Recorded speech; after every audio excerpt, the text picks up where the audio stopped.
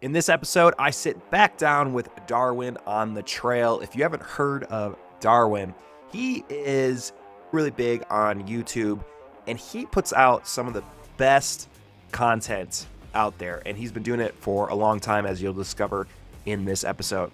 He is actually the guy, when I watched his PCT Day by Day series, that inspired me to do a section hike of the PCT. And I have picked up, oh man, so many tips from his gear reviews and other videos that he's put on the channel. In this episode, we're going to be talking about his lifelong love of cycling, bike packing, and adventure, which you might think that it would be a lifelong love of thru hiking, but it's actually bike packing, and we'll dive into that a little bit. We cover how his passion shaped his YouTube channel, the new challenges of staying authentic online, which is a really interesting discussion where things have moved in terms of content, specifically on YouTube. And then balancing personal goals with relationships, and then his experiences with gear and his new projects coming up. So enjoy. By the way, like I said in the last episode, I have quit running ads on this podcast on Spotify and Apple and all of that type of stuff so that I can grow my audience. Right now, I have 71 reviews on Spotify, and they're all 5 stars. So if you could leave a review on there, I'm trying to get to 100 by the end of the year, December 2025. Thanks a lot, guys. I appreciate you listening. Get to the episode. First thing I wanted to ask you, I kind of wanted to lead with this question, which was, if you could only do one for the rest of your life, okay? You could only pick one. Okay. Bike packing, through hiking, okay, or like mountaineering expeditions or climbing, right? Which one would it be, and why do you think it would be that? Why would you? Well, I mean, that's an easy one. It's like everybody knows me for like backpacking and hiking and stuff because, you know, that's kind of what I started sharing, like part of my life on the internet and with social media and people of the webs. But cycling in general, because I've been like, cyclist like from the time I was born, way before I ever got into backpacking, hiking, any of that stuff. I was racing bikes. So I raced triathlon semi-professionally for 8 years. So I used to spend a lot of time on bikes before that, doing bike tours and cycling just for sport. I used to be, I've talked about this. I can't remember if we talked about this in the last episode. I used to be a big dude. I used to weigh like 275 pounds. I was a real big cat for most of my life. And like, when I was about 19 years old, I decided just to kind of make a life change, started losing weight. But cycling was how I did it. So bikes are such a huge part of my life. So it's funny. Like, I swear every time I put out like a piece of bike packing content, I'll inevitably get a comment like on a video or something, and somebody will say, "Oh, it's so cool you're getting into bike packing," and I'm like, I've been bike in this packing all my life. Yeah, I've been doing this. I've been doing this forever. So Holy cow. It's definitely cycling in general, whether it's bike packing, whether it's road racing, mountain biking, time trialing. Velodrome, like there was a time in my life. Do you know what velodrome is? No, I have no idea. It sounds medieval. Big track. No, I mean maybe. They did it. It's still an Olympic sport. It's the bikes, single speed bikes that are going around on the track, like the bank track. Yes. Okay. There was a time, God, probably 15 years ago, I was very, very, very close to doing competitive velodrome. Okay. Really, really wanted to race velodrome. So anything with 2 wheels, a chain, and some chain rings, man, like that's 100% me. Yeah, I probably feel the most natural and like me on a bike than anything else. Yeah. So, man, do you think that's because I've always kind of considered a bike to be one of the best ways to explore the world, because it's not as fast as a car, but it's not as slow as walking. Right. Yeah. It's, you know, what's interesting is I just did this trip over in the stands in Central Asia, so Kyrgyzstan and Tajikistan, 800-mile bike tour, or bike packing trip, tour, odyssey, whatever the hell you want to call it. Everybody calls bike adventuring something different. And my creative partner and my kind of, you know, my right hand man, or I'm his right hand man, or my adventure buddy, or whatever you want to call him, my buddy Chris Carter, that I did the trip with. It was his first first time doing a bike tour. It was his first time really on a bike, which was wild. And we were talking about it one night, and he's like, man, I really love this. And he's a Triple Crown through hiker and stuff. And he's like, I really love this. He's like, it's just such a unique way to kind of see the world. And it is, because it is kind of this like mix of like, it's still human powered. So it's like hiking and backpacking, which is what makes that so amazing, is like you get yourself to the top of the mountain. Same thing with a bike, but kind of like you said, like it's not as slow, it's not as much of a drag, and it's everything that like really is kind of sucks and it's boring when you're hiking or backpacking, like road walks, like going down a gravel road or something, becomes super fun and super rewarding on a bike, and very humbling. Like I think a lot of people don't understand that about cycling and bike touring and bike packing and stuff, is like how much work it actually takes. People think like, oh, the bike's doing the work. It's like, no. Like when you're hiking, you kind of control the speed and the effort, right? So like a good example is like you're climbing, right? Like you're hiking, you're backpacking, you're climbing a mountain. You can control whether you're just putting it all out or you're throttling it back, right?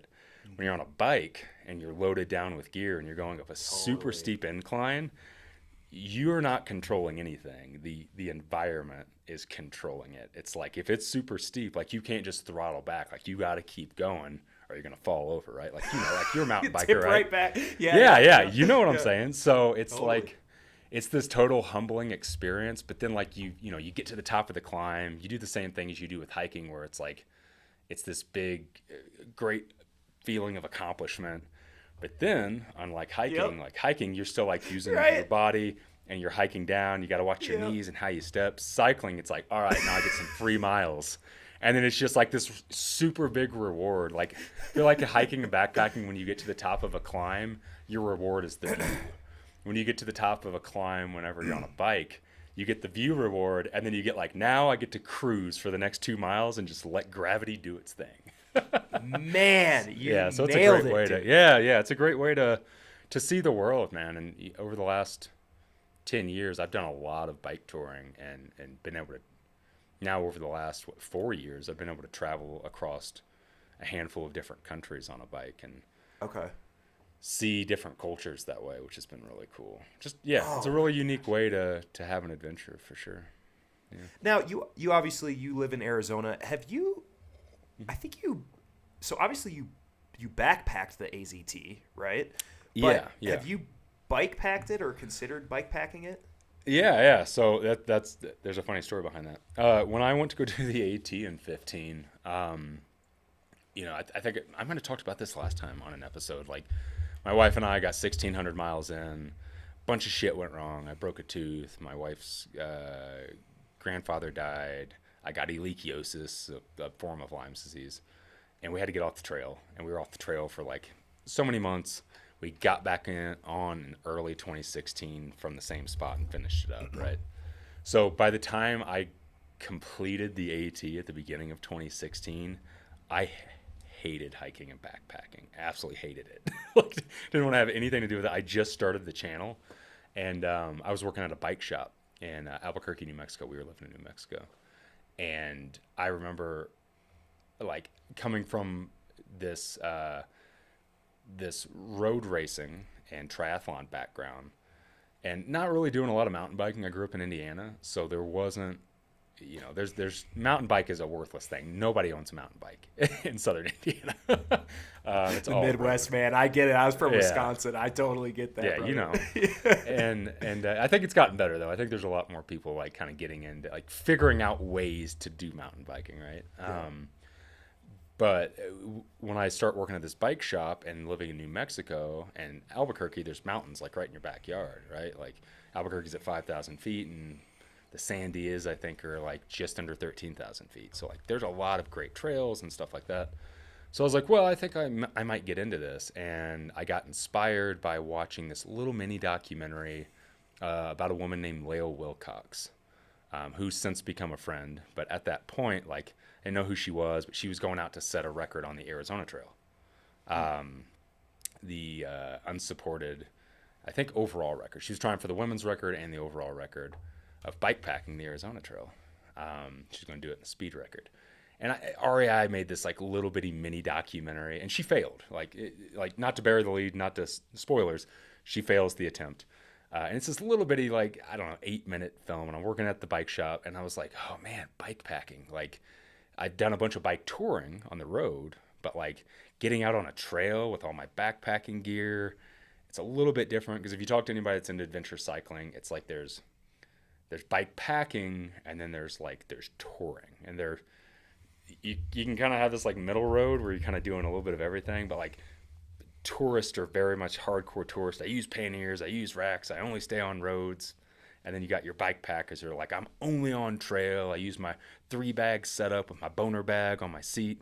And like, I've ripped down the trail. So I remember I was like, oh, that's kind of cool. And then I traded like a carbon race bike that I had, this like road race bike, for this big, heavy steel Surly ECR bike packing bike with 29 by 3-inch wheels on it, like this big ass monster of a bike, right? Yeah. And I was like, oh, like, I don't want to do backpacking anymore. I think I'm going to get into this bike packing thing. And then that was that October. So get off the AT in like May, June, beginning of June in 2016, October 2016, I went out to start. It was a really long way of getting to your question, but I have an answer. I love the background. Yeah. I'm a storyteller, bro. I can't not do it. I went and started a through ride of the Arizona Trail. So that was my first experience on the Arizona Trail. And this is before I lived in Arizona, was I wanted to bike pack the Arizona Trail because I watched this little film of Vallejo trying to attempt it, and saw the first section of it. It's like, oh, you get to go through the Grand Canyon, get to do all these, all these beautiful, amazing things. I'm seeing how like diverse the landscape was from the section that she did before she pulled the plug. So yeah, I went out and started my through ride in 2016 in October. And when I was coming out of the Grand Canyon, because you can't ride through the canyon, so wheels can't touch the ground. Yeah. Well, you have to carry it, or you can shuttle the bike. Okay. And I talked to a handful of people that had done it carrying it on their back, and they're like, don't do it. If you have the option to shuttle your bike around and you hike the canyon, hike the canyon. And I'd never been in the Grand Canyon before. I'd been to the Grand Canyon, but never been in it. And I was like, well, when am I ever going to get, this is funny now saying it in hindsight, but it's like, when am I ever going to get the canyon or chance to do any hiking or backpacking in the Grand Canyon ever again? So I had my bike shuttled around I went southbound. So I started in Utah, got to the North Rim, had my bike shuttled to the South Rim, but it was the end of the season and they were about to shut the North Rim down. So I only had one shuttle a day. It could only pick my bike up at noon, which means that I had to start my rim to rim at noon. On top of that, because of the way the shuttle was set up, oh my gosh, and I given them all my gear, I had to get my bike by a certain point, or that I wouldn't be able to get it until the next day, which had all my camping gear and everything else in it.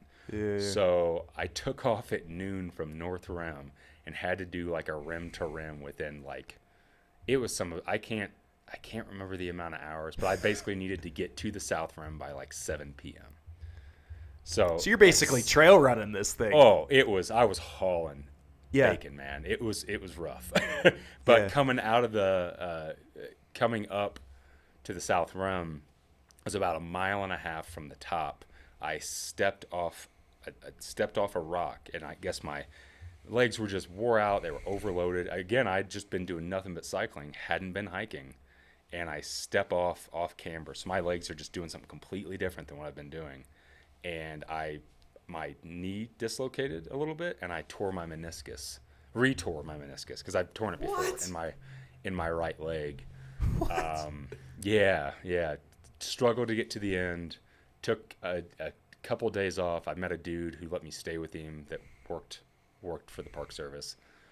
Took a couple days off, and then I rode from there to Flagstaff, and it was Halloween when I got to Flagstaff, and I called it because my knee swelled up to the size of like a softball. It was terrible. I can't believe you kept going. Yeah. Wow. Yeah, I was just like, it'll get better. It'll get better. Yeah, and what's interesting, funny, this kind of like the universe, how funny the universe is. I stayed at a little hotel, a Roadway Inn, an old Roadway Inn, on the corner of it's literally, if I could take this wall down, I can see the Roadway Inn. It's like Dude. 3 buildings over. Yeah, isn't that wild? I have this really cool footage from my GoPro. I rode from the Roadway Inn down. There's a brewery called Lumberyard Brewing Company. It's right across the street from where I'm at. I went there because my wife was going to drive from Albuquerque that evening to come, because I called her and I was like, I got to get off the trail. So she drove on Halloween night to come pick me up from Lumberyard, 4 hours from Albuquerque. Ooh. And I went to go sit at the bar and have a beer while I was waiting, basically. Yeah. And I have this GoPro footage of me riding from the roadway to there, and I'm filming Flagstaff, and the front of the building that I'm sitting in is like in that shot, which is really weird because so many years later, like, I fell in love with Arizona. I came and shot a documentary about the Arizona Trail, became super ingrained into the whole Arizona Trail community, moved to Flagstaff, and yeah, now I'm like sitting in a building that all that tied in. So it's kind of funny how like the world works that way. Man, again, a really long way of kind of answering your original question, which was like cycling, because like cycling has this thread that goes kind of through everything that I do, and kind of always seems to kind of like, I don't know, lead me places, as kind of corny as that sounds. Yeah. So yes, I have bike packed a bunch of the Arizona Trail, and then over the years, like I've rode a lot more sections of it, but never done the entire thing on the bike. It's actually one of the hardest routes in the country. That's what I've heard. Mm-hmm, yeah, it's a pretty gnarly trail, man. I was gonna ask you that because I was reading on Reddit, and this guy tried to do it but he didn't even have a mountain bike. It was just like it was just like a steel frame. Yeah. Bike. Yeah, that's what. And I'm like, well, I was like, wouldn't you have to need a mountain bike for that trail? Yeah, if I was ever going to go do it again, if I was going to attempt it again, like when I went out in 2016 to do it, I rode a rigid frame with a 3-inch tire. So I had a little, what we used to like to call squishin instead of suspension. So you had some like squish in the tire. But like, it is a really, I think a lot of people don't realize that about the Arizona Trail. Like when they come out to either bike pack it, just go out for like local rides around Flagstaff, or to even hike it. Like if you're backpacking the Arizona Trail, it's a really technical trail. Okay. Like Flagstaff and this entire area is kind of on this big like lava field. So there's just like cinders everywhere. So when you're coming down the trail, you just got like just big cinder baby heads all over the ground that are just constantly moving. It's a real technical trail. So if I was ever going to do it again, I would probably choose to do it on a full suspension bike, actually, which is nuts for me to say, because I'm a rigid guy, like through and through. I love rigid bikes. Yeah. I always joke that suspension makes you soft. Yeah. But if I was going to do the Arizona Trail, I definitely I need that extra suspension. Yeah. Okay. It's a badass trail. That's great to hear. That's actually really good to hear, because I had thoughts of doing it, and then I was like reading. I was like, dang, like this thing seems. But you can never really get an accurate picture of the comments that people are leaving, because either they're real salty, or you don't know their experience level ever. Sure. It's just like all trails. Everybody has a different experience, right? It's all subjective. Yeah. But no, that's good to confirm that. So I think maybe I was thinking what I was going to do maybe next year is it's called the Oregon Desert. Oregon Desert. Yeah, not Oregon Desert Trail hiking trail, but it's the bike trail. You know what I'm talking about? Like from K Falls to Hood River, basically, or something like that. Yeah. I've heard it's pretty good too. Yeah. So I've heard it's pretty good. I have some pretty big plans for next year too. That I don't know if I want to drop it yet. Yeah, don't worry. I can tell you I've already started training for it. I'll tell you off what I'm doing. Let's go. Okay, perfect. Hey, I'm curious about this. I'm curious about this because actually one of the things that I want to get for this winter for training is one of those kicker cores type of things, those Wahoo kicker cores or whatever, where you can put your bike in. Because I'm thinking, I can like put it out, because in Laramie it's cold as F in the winter. But if you can get out of the wind, the sun's so strong at 7,200 feet that you can get good vitamin D, and it doesn't feel too bad. So I'm thinking, oh, I'll put it in my yard, and I'll train that way, like on a stationary bike. How is it that you're training? Do you ever do any of that type of stuff, or yeah? I did for years. I'm actually, that's kind of my plan this year. Like I said, what I'm doing next year. Anybody wants to read between the lines and do any research before, I guess I 100% say it's in June is what I'm doing. And it takes a lot of training to do it. But so I'm going to start doing it again this year. And I haven't done it in 10 years. But yeah, when I was back racing triathlon, growing up in Indiana, like super shitty winters, I spent a lot of time on a trainer, like a lot. Hours and hours and hours a day. Because I used to race Ironman distance triathlon and half iron. So it would be like, I'd come home from work and it would be go down to the basement, get on the trainer, put something on the TV, and I'd be on the trainer for like 3 hours, just spinning for 3 hours. Yeah, it's a good workout. It's a great way to keep your legs trained, but it is one of the most horribly miserable, boring things ever. To be 100% honest. But it's like running on a treadmill or something, right? Yeah. Yeah, I would argue running on a treadmill is probably more exciting. Because at least you can adjust like the pitch and stuff. Sure, bro. Yeah, it's a bike trainer is it's gnarly, man. But that being said, it's such a good tool to be able to make sure your legs are staying in shape. I'm actually, for the first time in 10 years, probably in the next couple of months, going to be doing a video. People have asked me so many times over the years, like, you should make a video about how you train for hiking and backpacking and bikepacking and stuff like that. And I always have said for years, like, oh, how I train is get out and just hike, just ride. But the truth is, like, over the last handful of years, getting older, like I just turned 40 last month. Okay. It's like that shit don't cut it anymore. Now I got to spend a ton of time just like keeping in tip top and training and strength training and doing stuff like spending time this winter on the trainer. So yeah, I'm eventually gonna make that video. Be like, now that I'm a broken ass older man, now I got to do all this stuff just to keep my maintenance up. Oh, I can already see the YouTube title: how to hike or how to train for hiking when you're over 40. You know what I mean? Something like that. Yeah, dude, I can already see it. Shit starts breaking down like mid-30s. How old are you? I'm 33. I'll be 34 in a couple months. Yeah. Okay. Yeah. 35. Shit just starts falling apart. Yeah. And it gets worse every year all the way till you get up to 40. Dude, yeah. I actually had a significant back injury actually last year. Okay. I had a herniated, I didn't know it, but I had 2 herniated discs, but I had it throughout the whole year, and then it just got terrible in November, December, to the point where, dude, like if somebody tried to rob my house in the morning for the first 2 hours of the day, I would have just had to sit on my back and like watch them take all my shit. Take what you want. Yeah. I mean, I couldn't quiet. Even... I'm trying to take a nap. Dude, for sure. I mean, I couldn't even put on socks in the morning. I could not even bend over. Dude, I thought I was toasted. Damn. And come to find out, it's my back was so weak, obviously. Like, I love strength training. Like, I'm a gym guy. I love it. But, dude, I would only do like 20 reps on my back like a week, some back extension, and I'd call that good. Sure. Oh, I was in a hole. And then not stretching my hip flexors and things like that. And so, you know what I'm talking about. It's guilty, like, dude, man. you're guilty. Yeah, you're in this huge hole that now you have to dig yourself out. And it took a little time, and now I'm like 110%.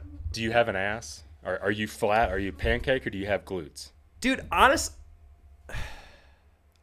a more quad dominant, I think. Like I am too. And that's always been my problem is it's like my back and my legs are like one straight line. There's like no ass. And I have huge quads. A lot of that comes from being a big guy most of my life. So I was a big boy. But when I lost all that weight, for some reason, everything else that slimmed out, the quads stayed. And especially like cycling and stuff, like I have really bad muscle imbalances, and it's why I have knee problems. It's why I get torn meniscuses. It's why I have my knees feel like I'm 67 years old. Have for years. And that's because like I have no ass. I have super huge quads, and they just overload my knees. So especially hiking, like going down a hill, the quads are just like slamming down on my knees and just destroying my knees. So I've been doing the same thing lately. I've been spending a lot of time working more on my glutes, my lower back. and hip flexors, just trying to get those quads to like pull back a little bit and not just Exactly. keep destroying the knees. Yeah. Are you seeing a difference? Yeah. Oh yeah.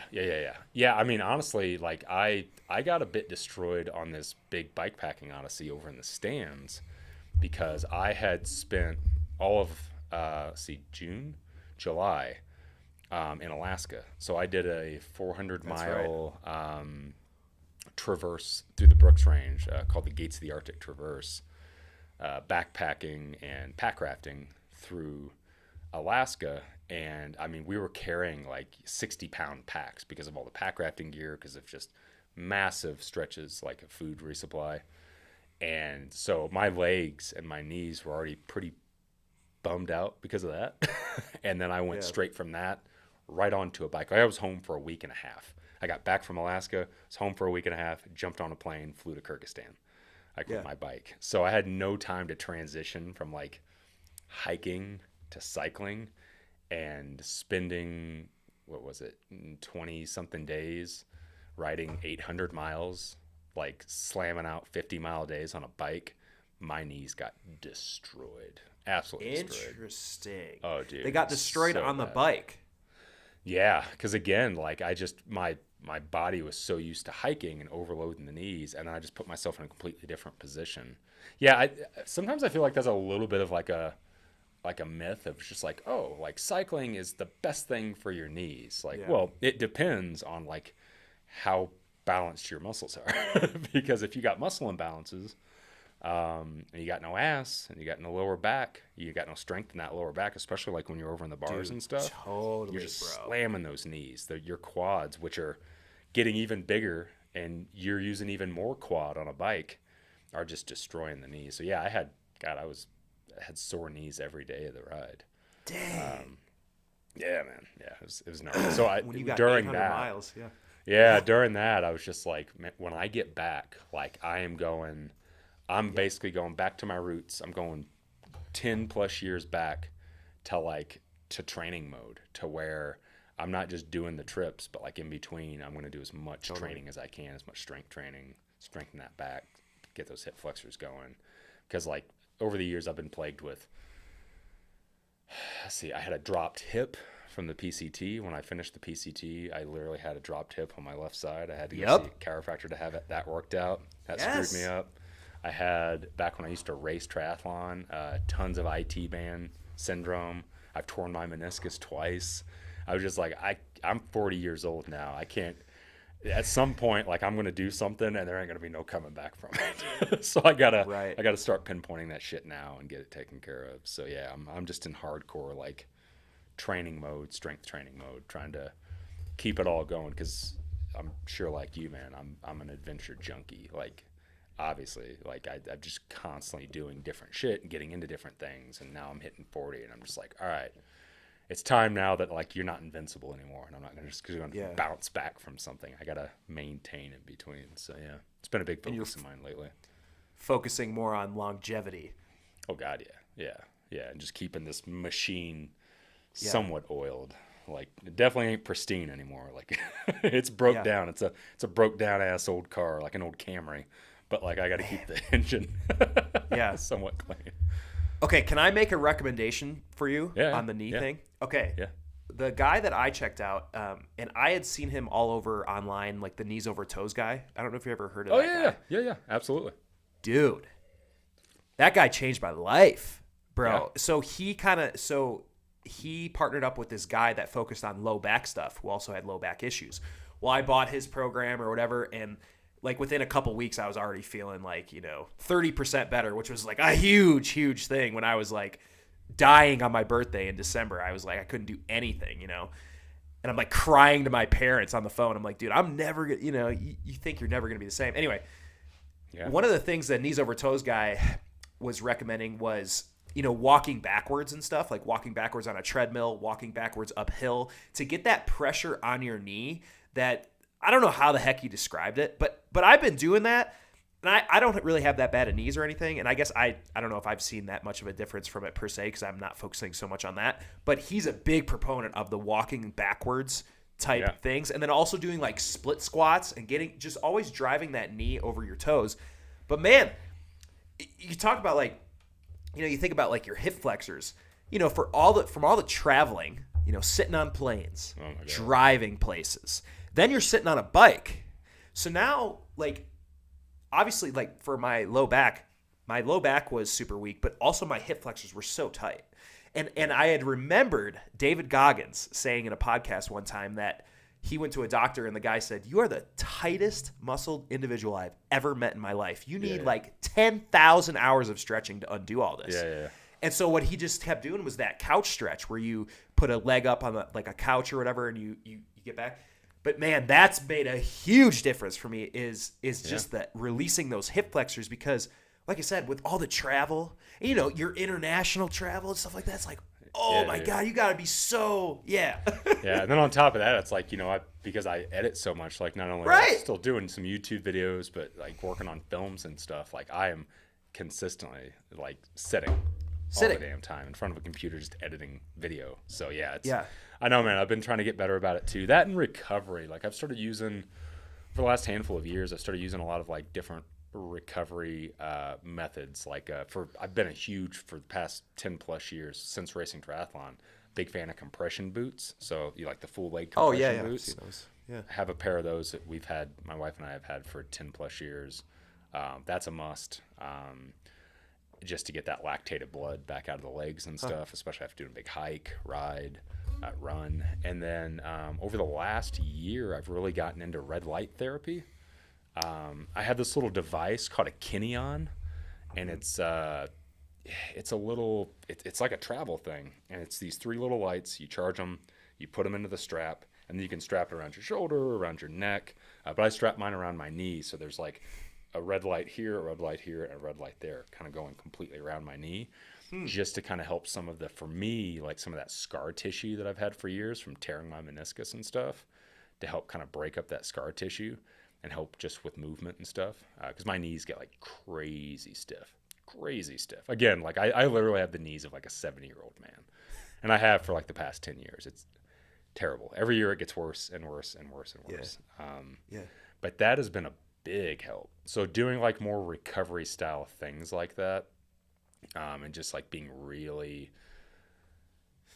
just kind of stuck on making sure that I don't miss, like when I get, because it's so easy, right? Like, like you go and you do a workout. Like yesterday I left here, I went to the gym for an hour, did strength training, ran on the treadmill, drove straight from the gym home, got in the garage, got my bike, and then went out for an hour ride.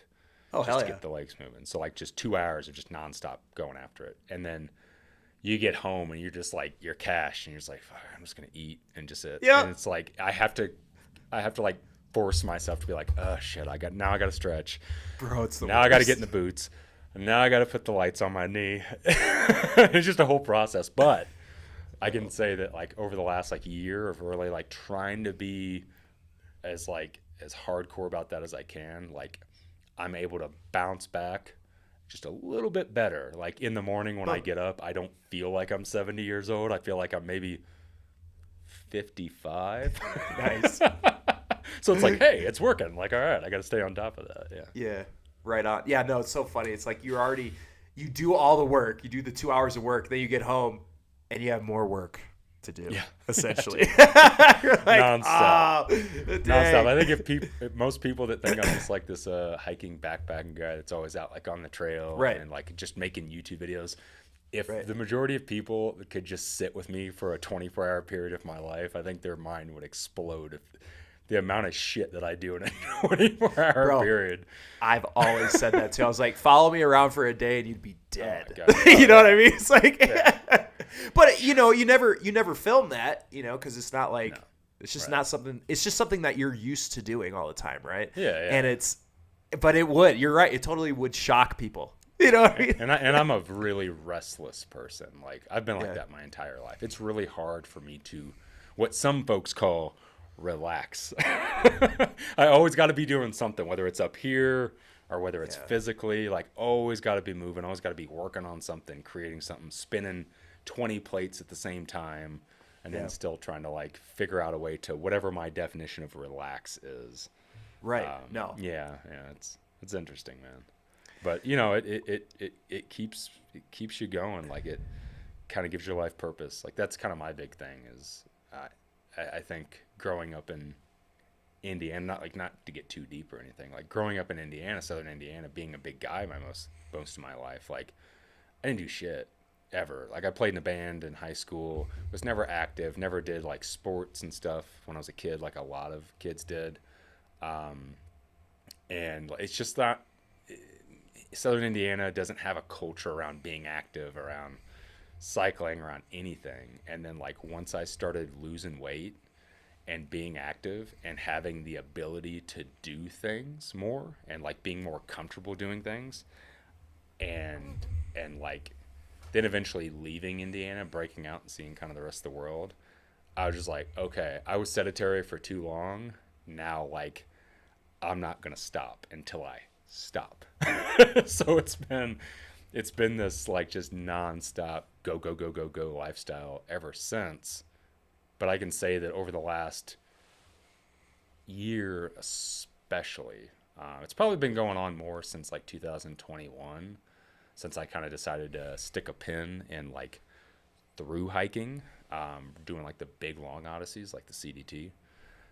I have been slowing down, and I think it's more in my mind. I think my body's still going, and it like wants to, obviously, right? Like I just got done doing Alaska and the stands back to back, so like the body's still going, but my mind's starting to slow down a little bit. Where I'm just like, all right, hitting 40, I kind of want to start like figuring out like what are the things that are really important to me, what are the things that I want to put all of my effort into and spend more time doing. So I've been going through this really weird season of life right now where it's like I still have all these big ambitions and things I want to do. Yeah. And, you know, doing films, obviously I'm still doing YouTube, kind of dialing back on that quite a bit. But like I run a full-fledged company in the other room as employees and developing products, and trying to still live like a normal life with my wife. But where I used to just be like, all right, like I can handle all that and like, give me some more shit. I'm going to do some more shit. Like now it's starting to be like, all right, maybe I'll like take this thing off my plate. Maybe I'll take this thing off my plate and just kind of starting to get in this nice like cruise control part of life. Yeah. I guess picking my battles more. Yeah.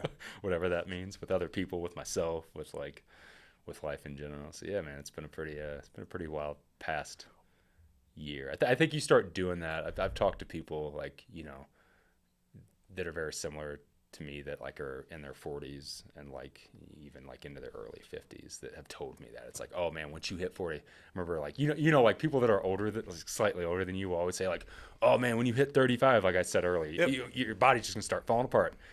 I always had people like, oh, when you hit 40, your mind will just like something switches in your brain and your mind's like, all right, man, slow down a bit, relax, chill out, Interesting. figure out what's more important. Yeah, I think a lot of that comes down to like, I think by the time you hit 40, I know by the time you hit 40, like you know who you are, you know what you like, you know how you want to live your life, you know what's important to you, you know what's not important to you. So I think like you've kind of you figured it all. You've done all the searching. You've figured out what life means to you, and then you're just like, all right, well, Right. that's who I am, and that's where I'm going.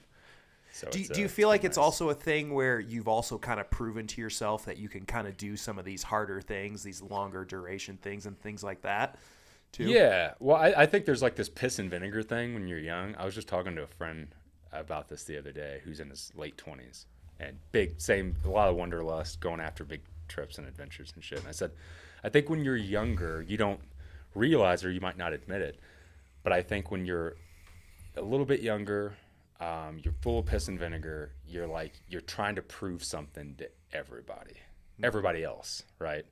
And then as you get older, it shifts and you start like, all I care about is proving shit to myself.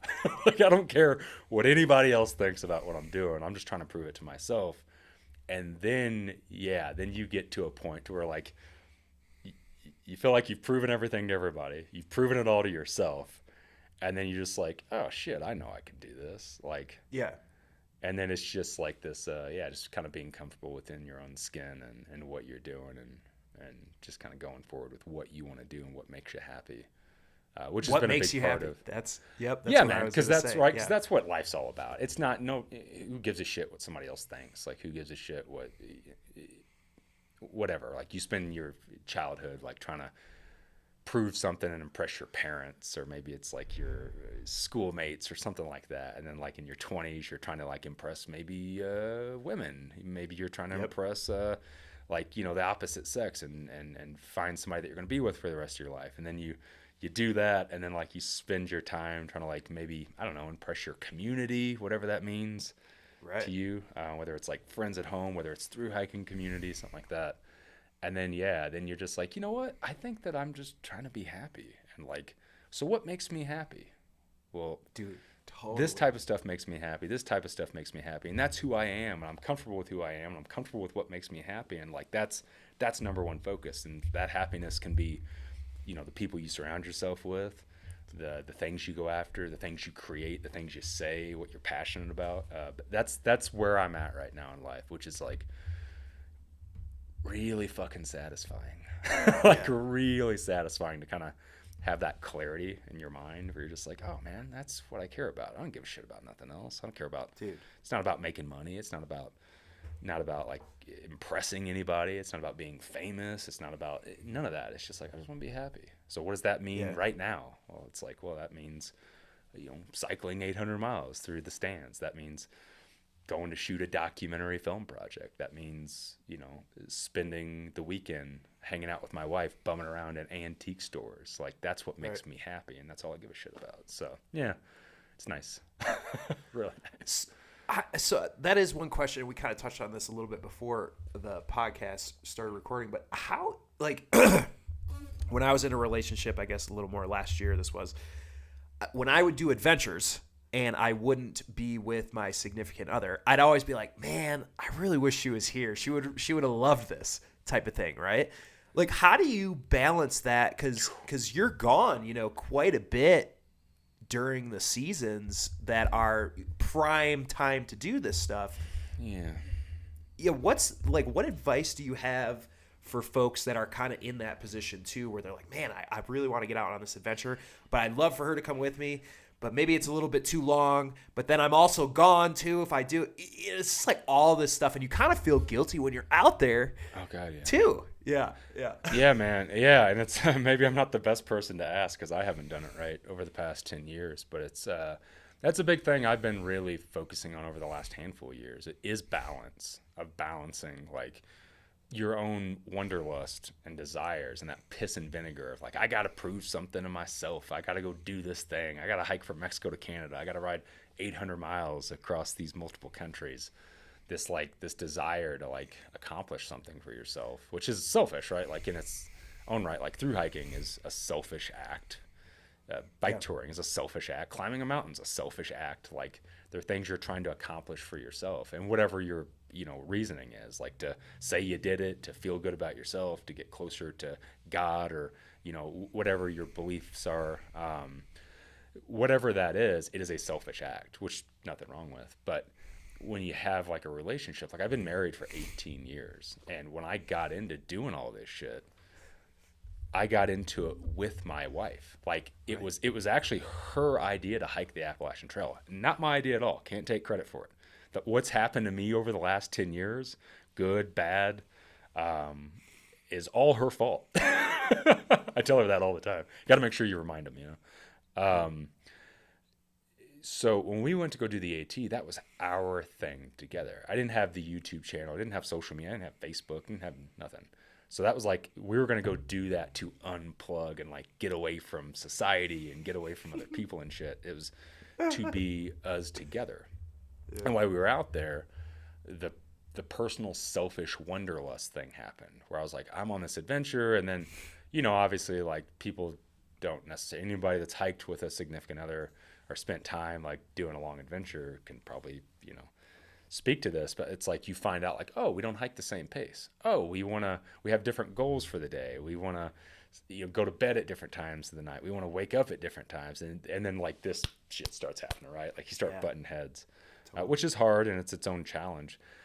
But, the other thing that happens is like eventually, and what happened to my wife and I is we kind of started drifting apart in our adventure mindset. Like we still did the whole trail together. But like when we got off the AT, my wife was a one and done. She was like, oh, all right, well, that was great. That was an amazing adventure, changed my life. Now I want to do something different. Me having an addictive personality, I was like, oh, bullshit. I'm 100% like all in on this, jump off in the deep end. Started the YouTube channel to share it, started going after other trails, had the ambition of doing the PCT, then eventually someday doing the CDT, all the bike packing stuff, all the crap I got into over the last 10 years. And as individuals, we diverted and went different ways.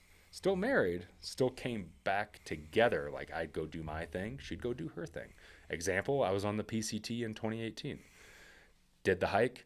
And while I was out on the hike, she was in our van doing a road trip up and down Highway 1 on the West Coast, seeing friends and stuff that we knew that lived in California, Oregon, and kind of off on this own adventure by herself. She's a big fan of like roadside attractions. There's a really cool website, I'll give them a plug, called Atlas Obscura. Have you ever heard of it? No. Awesome website. Next time you're traveling on a road trip, Atlas Obscura. Like you can type in where you're at and it'll tell you the weirdest shit that's around you. Like the world's biggest ball of twine is in this town, and like there's a fountain in this town, and people in the 1800s used to believe that water out of it would kill vampires. Shit like that, real weird stuff. My wife's really into stuff like that. So she went on this big road trip for 4 months where she just went and visited all these weird attractions and visited friends while I was off on the PCT, and then we came back together. But what happened like from beginning of 2018 to 2019, it was like a year, is like we were not connecting at all. We had been married for so many years, done so many things together, but like I had my own wanderlust and adventure, she had her own wanderlust and adventure, and then we really struggled for up until end of 2021, which like, I had this dead set of like, no, I'm going to keep adventuring. I'm going to keep pushing. I'm going to keep going after these goals because I can, and I feel good. And like, I'll be honest, there's YouTube, right? It's like people want to see me do these things and I feel good about it. And like, I got all these driving forces, and her mentality is like, I want to slow down. I want to get a place in Arizona and I want to have a home base. And I was like, screw that. I want to live out of a van full time and nonstop travel. So we were very much on different paths. And then when I went to go do the CDT in 2021, that's when this like switch happened in my brain. And one, I was kind of burnt out when I went to go do the CDT. I probably said this last time I did a podcast with you. I should not have went to go do the CDT. Was not in the right headspace at all. It's why I didn't have a good time on that hike. For anyone that's ever wondered, it's why I didn't finish those videos, that video series. Like I didn't keep editing those videos because like my memories and experience on the CDT were not good. Not physically, not because it wasn't pretty, not because it wasn't an adventure, because this shit wasn't right. And totally, from the time of like, I don't know, probably beginning of Colorado to the end, I was not mentally out there at all because the switch happened and my brain was like, what are you doing? Like, you have an awesome wife at home and like all she wants to do is hang out with you. All she wants to do is go on backpacking trips and hiking with you and spend time with you. You're out here trying to prove something to who? Yourself. You can do this. You've already done it multiple times. Totally. What the hell are you doing? Do you even really want to be doing this? Which is why, like, when I got off the CDT, I kind of killed my channel for a while because I needed to like regroup and figure out like, what the hell am I doing? And then ever since 2021, I've spent the last 4 years like trying to figure out what that balance means and like being able to still go after the things that I want to do and the things I want to personally accomplish, but also making sure that I'm balancing that with like having a healthy relationship with my wife, having a healthy relationship with myself and my mental health, and friends. Like, God, dude, for 10 years, like, I guess I shouldn't say 10 years, for a good like 7 of those 10 years, like, I didn't talk to anybody, like, because I was so in this world of like, I'm hiking and backpacking, I'm doing these things, and I'm talking about gear, and I'm making videos, and I'm posting on Instagram, and I'm blah, blah, blah, blah, blah. Where like I just, friends were like, hey, you want to go hang out and go to dinner tonight and like have a beer? And I'm like, oh, I can't. I got to get up in the morning and I got to edit a video so it can come out at noon. Shit like that. So like I wasn't balancing my adventurous side of my creative ambitions and my physical ambitions of through hikes and bikepacking trips and all this shit that I was doing with things that really are important at the end of the day, which is like human relationship and human connection. Totally in my own bubble, in my own world. Because like, whenever you make YouTube videos, like, yeah, you got an audience of people that are watching your stuff and that support your stuff and are following, leaving awesome comments and shit like that, which is, I love. But it's like, at the end of the day, you're talking to your, like a camera, you're talking to yourself. Right. And then you're sitting in front of a computer and editing yourself. And when you're on a through hike, you can be hiking around other people, but you're by yourself. Like you're in here by yourself in your own head and stuff. So I had spent so many years like by myself, not balancing that with like relationships and those responsibilities, as I love to label them now. Like my responsibility to be like a good husband, my responsibility to be a good friend, my responsibility to be, whatever that is with like human connection. So it's been tough, dude.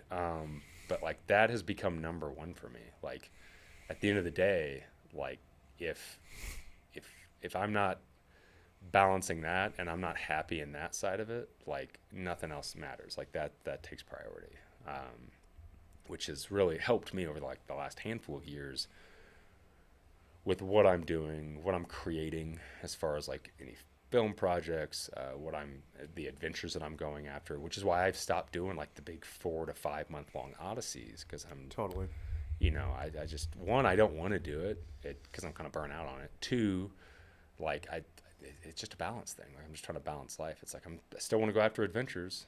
I still want to go see things, but it's like, well, I'll go away for 20 days versus 5 months. Totally. And then also just getting older, slowing down, and again, going after that, like what makes me happy, and that's number one goal, and everything else is like just noise. And so if it doesn't, like, if what makes me happy, which right now, like what makes me happy is like, it's being creative and, working on films and storytelling. It's designing and developing gear, not for myself, but for other people with the gear company that I own and run. It's spending time with my wife. Like just yesterday, we got back in town yesterday afternoon. Like we went down to Phoenix and saw a concert. Like, I left here early. Like I left here at 11 a.m. on Tuesday, which is like very unlike me for a guy that's like working on a bunch of projects and owns a gear company and shit. Like we just launched a new website, and I was like, no, I got to take off for 24 hours and completely clock out of everything that I'm doing and all my ambitions and all the things that I want to do, because I need to go spend 24 hours like seeing a concert with my wife and hanging out and just doing nothing. Right. So it's man, balance is tough.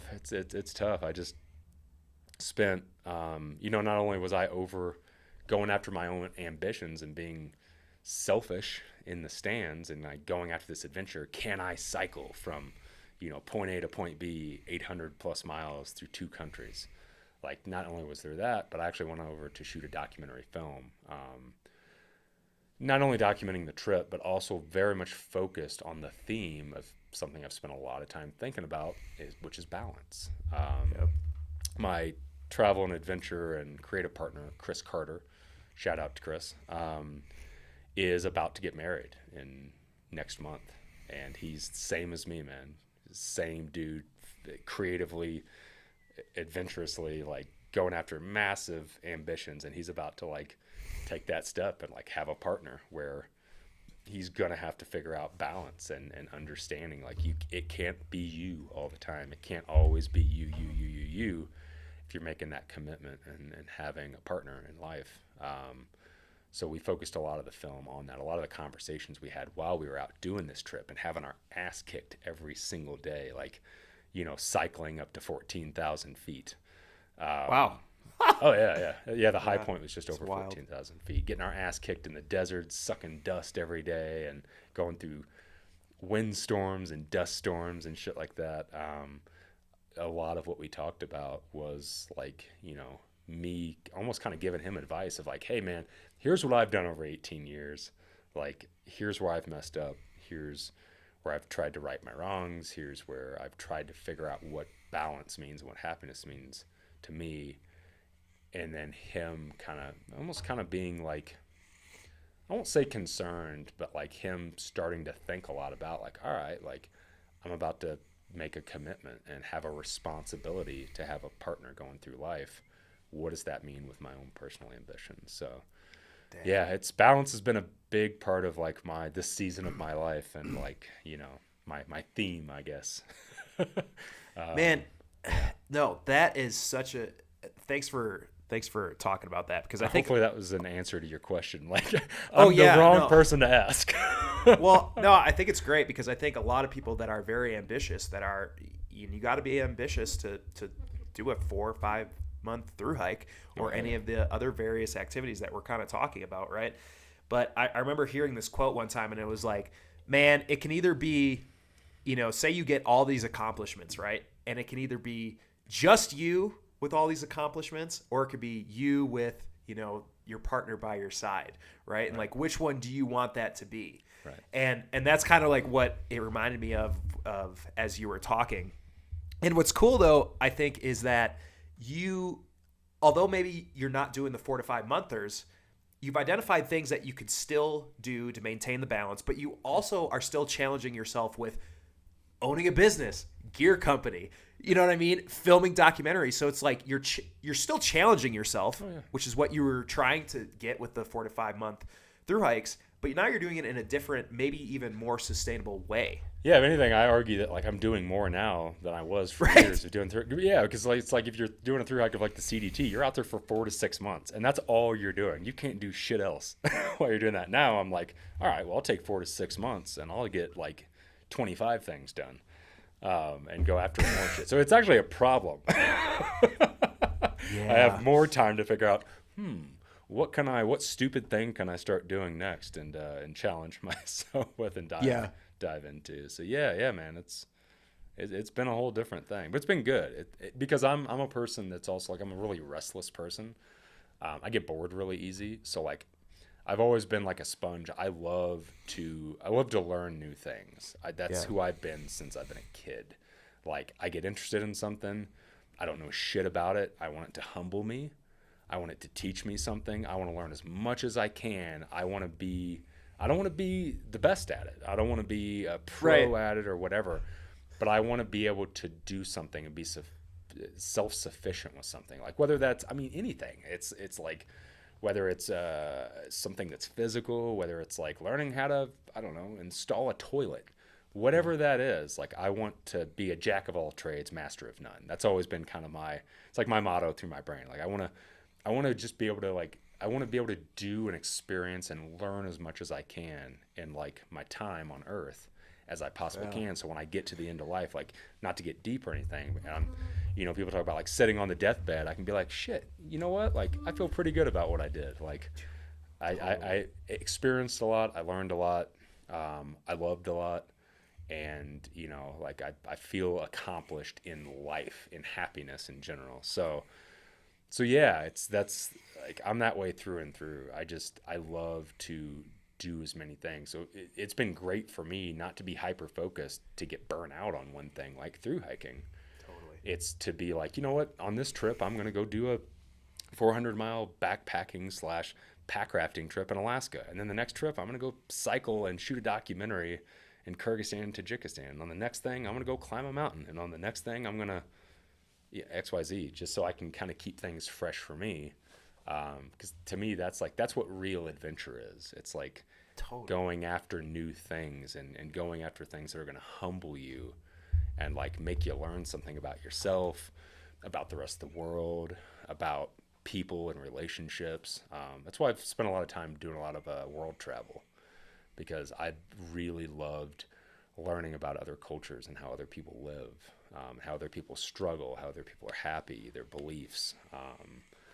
I just think it kind of makes you more of a, I don't know, well-rounded human. Not, like, I don't say that to be like facetious or cocky or anything, but like, just makes you kind of learn more about your own world when you understand how the rest of the world works and how other people function. So it's yeah, it's kind of what I'm always after, is learning something new that kind of smacks me in the face and humbles me and like teaches me something. Because it's a good, I think it's a good reminder to constantly, like, none of us know shit. None of us know anything. Like, if you're walking around thinking you're smart and you don't know shit, nobody knows anything. We're all just trying to fake it through life and figure it out and know, you know what I'm saying? It's like, so if I can consistently like figure out ways to humble myself and teach myself that I don't know what the hell I'm doing, that's kind of what I'm after always. Man, that's so cool. And that's, like I was saying, I think that's one of the coolest things about your experiences with outdoors is that you're doing through hiking, you're doing backpacking or bike packing, you're doing expeditions, you're doing climbing. Yeah. And what it does, and I'd be curious to know your take on this, but it unlocks different areas of the world for you to explore or adventure. Oh, yeah. Because, like, dude, if you didn't go on an expedition, you'd never be at the top of Island Peak. If you know what I mean? If you were never a bike packer, you wouldn't have done this 800-mile route through the stands. And if you didn't rock climb, you wouldn't be exploring the local crag, whatever, in your hometown. And it just unlocks all these different things that you can. And to your point of, I think that is what it is to be a real adventurer. Yeah. Oh yeah, absolutely. Yeah. And again, for me, it's just kind of understanding and experiencing as much as I can. Not for any like, to put a badge on my shoulder or to say like, look what I did. It's more of just like, it's a personal. For me, it's always been a personal thing. Like I made a YouTube video, I don't know, a handful of months ago, and I was just like, I've started kind of doing podcasting again a little bit, like, but doing it on the YouTube channel, just turning on the camera and having a conversation with whatever random topic is on my brain that week. And I was thinking a lot about, over the last I just hit 10 years of doing the whole YouTube and making media and sharing myself with an audience and stuff. And I was thinking a lot about like how much YouTube and the whole adventure media, or whatever you want to call it, has changed over the last 10 years. And like, kind of when I started getting on YouTube and like in its early days of people like sharing their through hikes and adventures, like the way it was versus what it is now, people making, it used to be like, it was less about like the gear. It was less about the reviews and stuff like that. It was more about the adventure. Like, people were mainly making videos. It's not to say there wasn't gear review channels and stuff, but people were making videos to share their adventures versus now, the majority of YouTube, I don't think I'm wrong in this when I say this, but the majority of YouTube is people reviewing stuff of just like top 5, fill in the blank, right? Which I've done plenty of over the year. But it used to be that like anyone that was creating YouTube videos were very much centered. It was around the adventure. I just got done doing XYZ. Through hiking the AT, bike packing across the stands, climbing a mountain. And then all the content that came off of that, gear reviews, tips and tricks videos, it was all a byproduct of the adventure, right? Yeah. But it's like I said in that video, it was a long roundabout. A lot of people took that video the wrong way, which is like, it's disheartening sometimes, because like I thought like, oh, this is an interesting topic. I'll just kind of tell people what's on my mind and talk about like how I've been feeling over the past 10 years and how weird it's been. Not that there's anything wrong with how it's shifted. It's just been strange to be a person that's always been adventure first, right? Like always. Like when I went to go do the AT in 2015, I didn't have a YouTube channel. I wasn't hiking the AT to make content. I was hiking the AT because I just wanted to hike the AT. And then I happened to make content off of that. That was the byproduct. But people took that video the wrong way, saying like I was complaining. And I was like, oh, no, I'm not complaining. I just think I find it fascinating is what I find it. But like sometimes like when people might get upset because I won't like do more gear videos, or because I won't review this, or people like leave comments, it's like, why don't you get the XYZ tent and test it and do a review of it? It's because I don't use that tent. Why would I just get something to make a video? Like, it's all my shit's always been focused around adventure. And in that I said like, I will always go out and do something regardless if I share it or not, regardless if anybody ever sees a video, if I make a video or not, because I'm not going after it to make content for people. I'm doing it because it's just what I love to do. I love going to do all these different things and experience different things. It's just so funny how people like took that the wrong way. And I get why people take it the wrong way, because I don't know, maybe I'm not the norm in that. I'm just like, oh no, like I just went and spent 20 something days in Kyrgyzstan and Tajikistan. And like, I didn't shoot any of that content to make YouTube videos. That was for a film project. And I didn't go do it because I wanted to shoot a film. I wanted to go do it because I wanted to go do it. I was like, oh, I'll shoot a film at the same time. But it's like, I'm not going to produce a YouTube series off that. Like, that's for something totally different. So Right. I'm always going to go after different things regardless if anybody cares or not. If anybody, like, if I ever share it and anybody ever sees it, I spent, what was it, 2022 and 2023 traveling around the world. I spent like 2 years back to back in Nepal, hiking around Nepal and exploring stuff. Shot a bunch of stuff. It's all been sitting on a hard drive for multiple years. Every once in a while, I'll use a piece of it for like B-roll or something. Yeah, that sounds good stuff. But like, or like I did a big bike tour of Great Britain. I cycled 800 miles from Land's End up to John O'Groats in 2022. No one's ever seen any of that. Like, it's just, I didn't go do it to make YouTube videos. I went to go do it because I went to go do it. Like, so I guess long roundabout way of coming back to your thing is like, yeah, I'm always after like doing as many different things as I possibly can. And like, just because that's who I am, I'm just like, oh, well, that sounds fun. Like, hell yeah, I'll go buy a pack raft and, you know, get into that and go do a big 400-mile trip through the Alaska range with my buddies. Not because I was like, because it'll make great YouTube content. It's because it's because I got that wanderlust and that desire to do something completely new and have my ass kicked while I'm doing it. It's always been what I've wanted to do. So yeah. Well, I know, man. It's like, man, YouTube needs another backpacking gear review channel like a fat kid needs cake. I mean, let's be honest here. Like, oh my God, it's everywhere. And I was actually talking to IB Tad about this. I don't know if you know him. I've chatted with him a couple times. Don't really know him though. No. Yeah, I did a couple podcasts with him, and we were talking about. He's like, yeah, isn't it ironic that always the best performing videos are the ones about like a gear review or a top whatever the heck, and it's kind of frustrating as creatives because it doesn't take a lot to create that. You're not like, all you're doing is talking about it, adding B-roll, adding some subtitles, whatever, and you're putting it out there. It's not like this giant creative process that you're doing of putting into So I talked about that in that video, and that's something I mentioned. That like, as a creator, again, like people are like, you're complaining. I'm not I'm just telling you from a person that you're watching that's creating things on a weekly basis or on a monthly basis or whatever.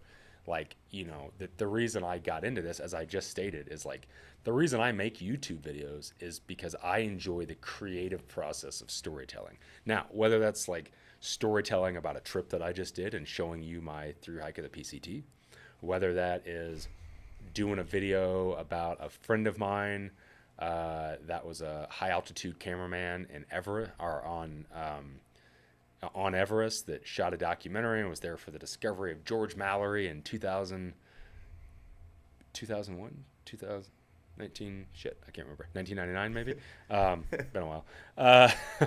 Or whether that's doing a gear review and telling you the story of a piece of gear that I used over 2,000 miles. Like, I enjoy the storytelling. Obviously, if you're listening to this or you're watching this, I go long runs of telling a story. You ask a simple question and I'll give you a 10-minute answer because I enjoy story. I love to tell stories. I love to talk about something. I'm super passionate about the things. So it is frustrating as a creative person that like, I understand it. Like I'll say that. I said that in the video that I made. Like, I understand why people want to watch gear videos. A lot of people out there are new getting into it and they're unsure and they're nervous and they want to have their thoughts and their ideas and the thing that they bought validated of like, oh, I'm taking a risk buying this thing and spending my hard-earned money. I want to make sure that I'm validated in my decision. I get that. I do the same shit. I've done it for years. I'll go, I'll before I buy something, I'll go weeks like trying to convince myself, do you need it? Do you not need it? Is there something better? Like, is this light enough? Is this heavy? That shit. Like, everybody's like that. So I get why people want to watch gear videos. But like what I was saying in that video, and to touch on what you just said, when you are someone like me, and I'm not saying it's everybody, like there's some people out there that are making videos, backpacking YouTube videos, that are just in it to review gear because they're big gear nerds. They love that. People love watching it. They want to do research and compare stuff. Awesome. Like, that's awesome. Like, I think that's great. And that's their creative outlet. Like, oh man, I love just talking about gear, and I'm going to talk about all this gear and people are going to love it.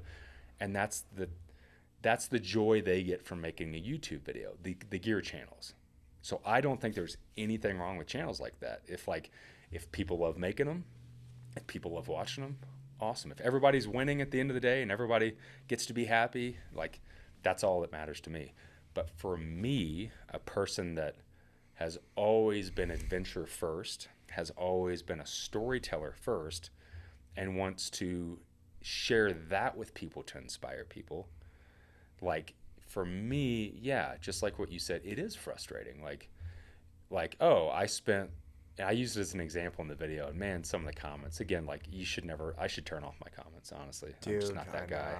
Because it's disheartening for someone that reads some of these things. It's just like, oh man, you guys totally took what I said the wrong way. Like, that sucks. But it's like, people are just like, nobody wants to see your stupid hike or your climb. Because I used a film that I shot last year. I went and did an expedition in Nepal, and I climbed a 20,000-foot peak called Imjates, or Island Peak, and I shot a film about relationships and about like the people you meet along the way, the people that you travel with, and like the relationships that you build during adventure. And the adventure was kind of the side character really in the film, right? Like, it was about me climbing a mountain, but was it? Not really. I was trying to tell a story about relationships. And, I put that on my YouTube channel, and like, it didn't perform well, right? Whether that's the algorithm, whether that's people that don't care, whatever. But I used it as an example, and I said, I traveled to the other side of the world. I put in a lot of effort climbing a mountain. I spent almost a year putting together and editing a film, and put my heart, my soul, my blood, my sweat, my tears into it to hopefully tell a story and inspire people, not only to entertain, but hopefully somebody got something out of it, and show somebody a beautiful culture in another part of the world about this beautiful place in Nepal called the Khumbu Valley. And like, it didn't do well, and okay. But then, like, I spend a day and a half making a video where I'm like, check out this piece of gear, ain't this cool? And like, it blows up, and everybody's like, best video you've ever made. And I'm like, Jesus, man. Like, it's just like the bar is so low. It's like, sure. If I was that guy, if I was the guy who's like, all right, like, my gear video took off and I made a bunch of money, that'd be awesome. But I'm never going to be that guy, ever. It's not why I got into it. I got into it to share the story. So for me, that thing that happens with content is disheartening. It does. Like, it just kind of, I'm just like, oh, well. And that's why, like, I just went and shot a film again in Kyrgyzstan and Tajikistan. I don't have plans on releasing that on YouTube, because I'm like, all right, well, the audience has told me, like, they don't care. Like, they don't want that. So I'm not going to give that, not like in a facetious way, but I'm not going to push that on an audience that doesn't want it. I'll take it and, try to put it in some film festivals, or like show it to an audience that might appreciate it, might want it. So doing it for 10 years, and my whole point of that video, and again, to your point, is when I started making videos on YouTube, that's all it was. Everyone was like, oh man, we love following your adventures. Thanks for sharing this. Like, it's inspired me to want to go hike the Appalachian Trail. It's inspired me to want to go hike the PCT. So that was such a driving force for me, because I was like, oh man, I'm doing something. I'm helping people. I'm getting people off their couch, changing people's lives, inspiring people to go have this experience and change their life. And like, to me, that was like so satisfying, so fulfilling. as a creative person and as somebody that could like give something back to a community and a thing that gave so much to me, which was long distance hiking. And that's all it was. And that was all the channels. And that's what people were there for. And then over the years, and not, devil's advocate, like I am a part of why it changed, doing gear reviews, doing the thing that people loved and wanted to watch and doing more of it.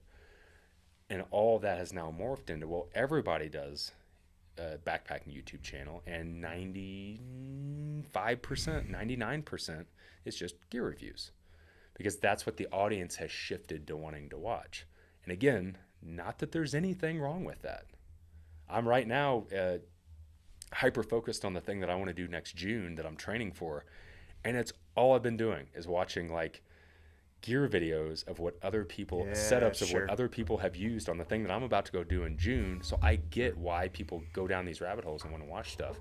But just from a creative side, yes, it is disheartening, because it's just like, oh man, like it kind of sucks that it, like that used to be my fuel. Like, why am I going to go do this thing? Why am I going to spend all my time creating this series and documenting it and showing the good and the bad and the beautiful and the ugly?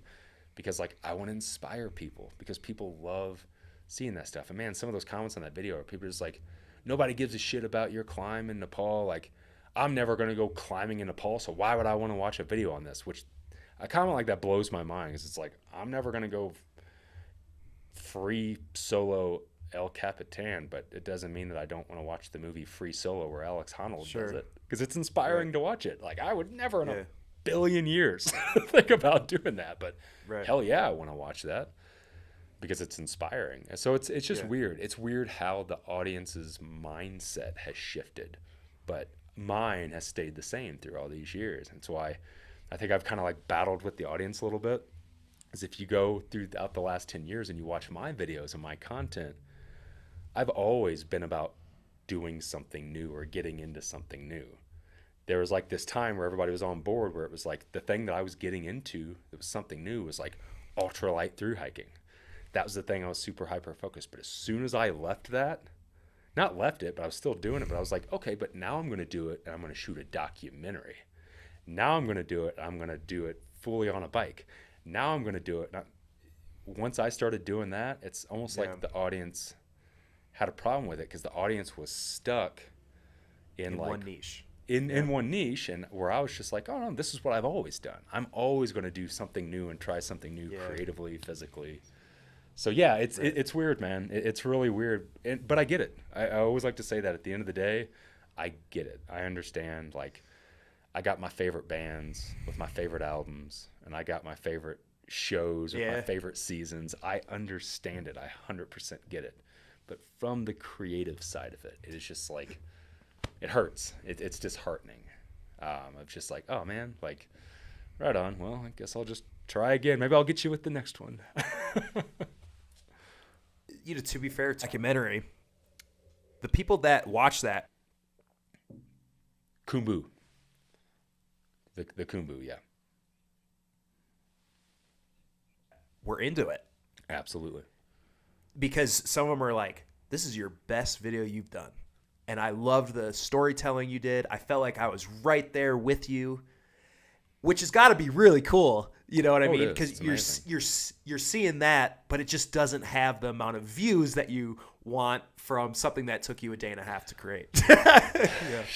Sure. And I think that all comes down to, like, I think where that gets frustrating, like, I guess before I go off on a tangent, which is amazing. And like, I love that. And sometimes when I see that and I read those, I'm just like, oh, but only if so many more people got the opportunity 100% to see something like this. I wonder if they would have been like, oh, that's beautiful. That's a great story. Or that made me think about, maybe one day I'll visit Nepal. Maybe one day I'll visit visit Mexico, because I want to experience a different culture. So that's always like, that's the root and the heart of what I'm after.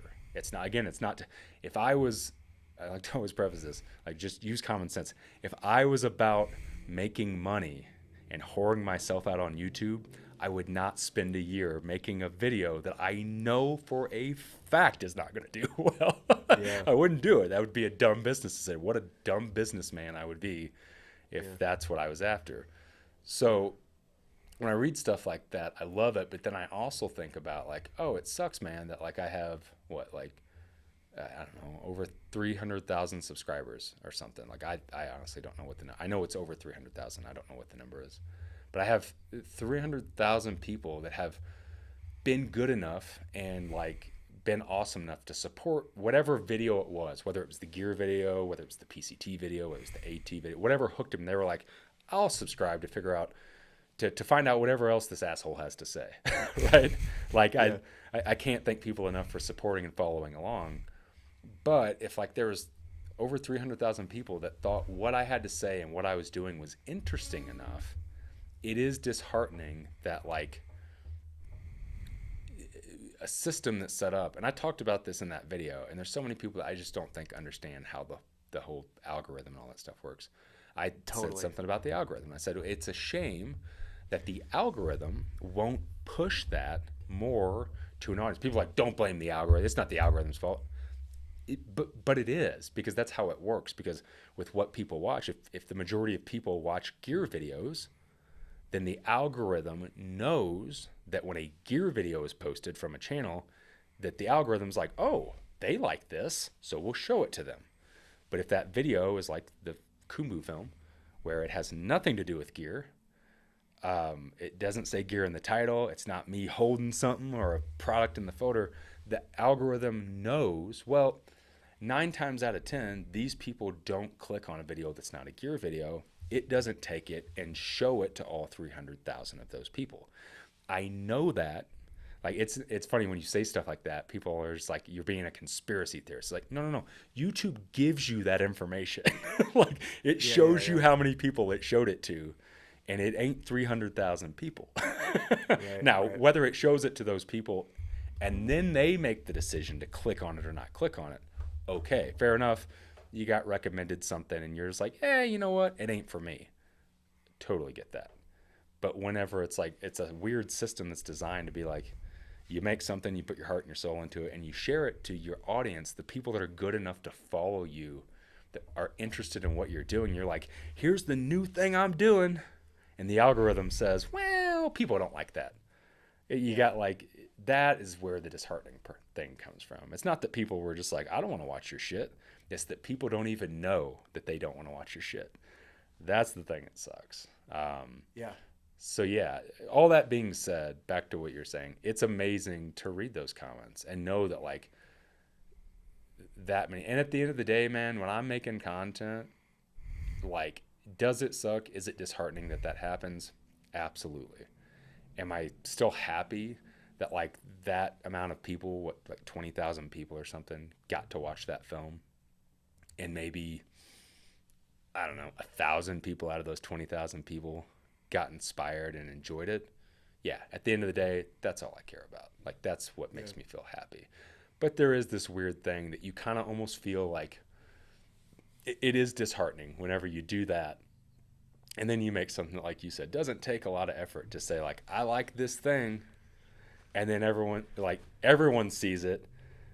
And then everyone's like, and you're just like, man, if you thought that was impressive, it sucks that you couldn't see the other thing. I wish you would have saw my other. I was really proud of that. So, and I think that's it. Like, that has nothing to do with like complaining or it's not about views. It's just human nature, right? It's like you got an A on your report card at school and you want to bring it home and you want mom to put it on the fridge, right? Well, when I create something and I do something I'm real proud of, I want to show it to my people. I want to show it to my community. I want to be like, look, here, put this on your fridge, everybody. Like, or maybe not. Tell me it's shit and throw it in the trash. That's fine too. Right. But I think that's where it comes from. And like, that's just because that's who I am. Like, I'm a passionate person and I got a lot of heart in what I do and what I say, no matter what it is, whether it's a stupid gear video or whether it's a film or whether it's a product that I make, like, or design. Like, it's just who I am. I'll always be an overly passionate human being. Like, it's just how I come out of the womb, dude. Well, I think that is also what actually makes some of your gear videos unique too. Because if I've been told it's what makes some of my gear videos annoying. People are just like, get to the point. So this is why I like them, because I don't think, tell me if I'm wrong, but you don't use a teleprompter, do you? Use what? Do you use it? You don't use a teleprompter when you're making your gear videos, right? No, I pull it all out of my ass. That's why I like your gear videos. Thanks, man. Above other folks is because of all the mistakes and wrong shit that I say that I can't edit out. Yeah. Man, I get hammered on that all the time. Like, you said blah, blah, blah. And I'm like, sorry. Like, if I was in a conversation with you, I can't imagine the shit you'd say, like, off the cuff. Oh, right. Like, I'm sorry. I just turned on the camera and I started talking about the thing. Imagine. Like, I'm sorry, man. If I edit it out, it's just going to sound real weird. So I just left it in. No, I think that's what makes yours so unique is you don't use a teleprompter, and you do a really, really good job. You're awesome at talking to the camera, straight to the camera, and you're giving your real life experience, and you're not reading off a list of whatever in your teleprompter, which really, I mean, you can tell if you're on YouTube long enough, or if you're creating videos, you can tell when people are, even if their eyes aren't moving or whatever, they're just very, Yeah, I don't think there's anything wrong with that either. Like, sometimes I wish, like, shit, man, maybe I should get a teleprompter so I stop saying stupid shit that I can't edit out, and then a bunch of people get shitty in the comments. But, I think that just comes down to kind of like what you're after, right? It's like, again, kind of to my point, like, I have always said, and I don't say this to be cocky or anything, or there's no like arrogance in this, because I think people, it doesn't matter what you say. People always take shit the wrong way and they twist it and they hear something different than what you mean by it. But it's like, I'll say stuff like YouTube's always been hard for me because I've never considered myself a YouTuber. I despised that term for a long time. And it's because I was always just like, well, but I'm not making YouTube videos just to make YouTube videos, just to do reviews or give information. All of my videos from day one to the video I just put out on Sunday have all been based off of personal experience. You will never, ever see me talk about anything that I have no frame of reference on. That is not, if you knew me, if you're a friend of mine in person, you'll know that about me. Like, I won't, if I don't know something about something, if I don't have actual experience with somebody, politics, religion, any of that, you won't hear anything come out of my mouth, because I just don't believe in speaking to things you have no frame of reference on. It makes no sense to me. So, like, my channel has always been based off of the experience. Again, like, I went to go hike the AT, and then I made videos. I didn't make a bunch of videos before I went to go hike the AT, given my opinion about what it would be like to hike the AT, because that didn't make any sense to me. So I'm always going to make my videos and give, like, my personal experience, which sometimes makes me long-winded, but it's because I'm trying to, like, actually talk about the experience that I have with something, versus just like, this is the latest, greatest thing, and it's the best thing ever, and you should buy it. It's like, I don't think this thing is the greatest thing in the world, but here's my experience with it. Take that for what you will. Do your own research, because it's all, it all comes down to being subjective. It's like, here's my experience with it over thousands of miles. Does that mean it's the greatest thing? Absolutely not. Does it mean that it's going to work for you? Absolutely not. Does it mean that, like, because it didn't break for me, that it's not going to break for you? Absolutely not. It's all subjective. And again, like, somebody that thinks I'm wrong, go find a video in the past 10 years where you've heard me give an opinion about something that I don't have a bunch of experience with.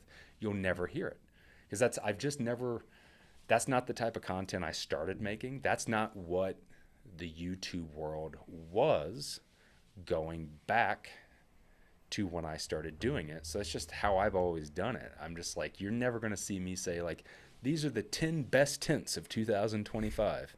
Why? Because I didn't use 10 tints in 2000. Exactly. I might tell you what I think my favorite, I'll never say the best, my favorite tint is from the last 3 tints that I used in 2025, because I can speak to that stuff. But I'm not just going to, like, rattle off an opinion because, like, well, it's the best tint because it does this, this, this, and this. Well, if I had never used it and have that opinion, I can't. How do I? Yeah. I can't give that information. That doesn't make any sense to me. So yeah, man, sometimes I have a hard time in my own community of being a YouTube creator, because I'm just like, I just don't make videos like that. I'm just never going to do it because I want to tell you of like, man, I use this shit and it broke like, 1,000 miles into my hike. And like, that's the stuff I want to tell. Like again, I'm a storyteller, whether it's about an adventure, a person, a product, or whatever. Like I want to tell the story of something and give my actual experience. So it's always been hard to do the gear videos because like, if you look at all my titles, like I just put out a video on Sunday, my first word, favorite gear of 2025, not the best gear of 2025, the gear you should buy of 2025. It's my favorite, which just means out of my experience, out of all the crap I used, I'm just going to tell you about what my favorite stuff is. Now, what you do with that, I'm not telling you to buy anything. I'm not telling you to use anything. I just want to share with you what worked for me. Hopefully that a little bit of that information will like help you in your decision. It's always been hard for me to kind of navigate through this like YouTube gear review world because I don't do stuff like that. Never have. So whatever that means. That's what, but I think that's what makes you credible and authentic. And that's like, oh, thanks, man. I think that's a very authentic way of obviously portraying the gear that you've used. I'm going to tell a story around it, how it worked for me, where it didn't work for me, and I'm going to move on to the next piece of gear. And I think that's probably why people really, I mean, dude, you're one of the few channels that I'll go to for like reliable stuff. If I'm like, all right, I got to figure this out. You know what I mean? Like you're saying, I'm prepping for a trip or something and I need to figure out the best gear to have or whatever. It's like, I want someone that I know has used this and put it through the ringer. Not just used it, put it through the ringer. Yeah. In most cases. You know what I mean? It's like, because the durability is also a huge issue, I think, with some ultralight things. And so it's like, but yeah, so I give you kudos for that, man. Yeah. I've always tried to do like videos like two different ways. Like gear videos for me it's one of two, there's never a middle.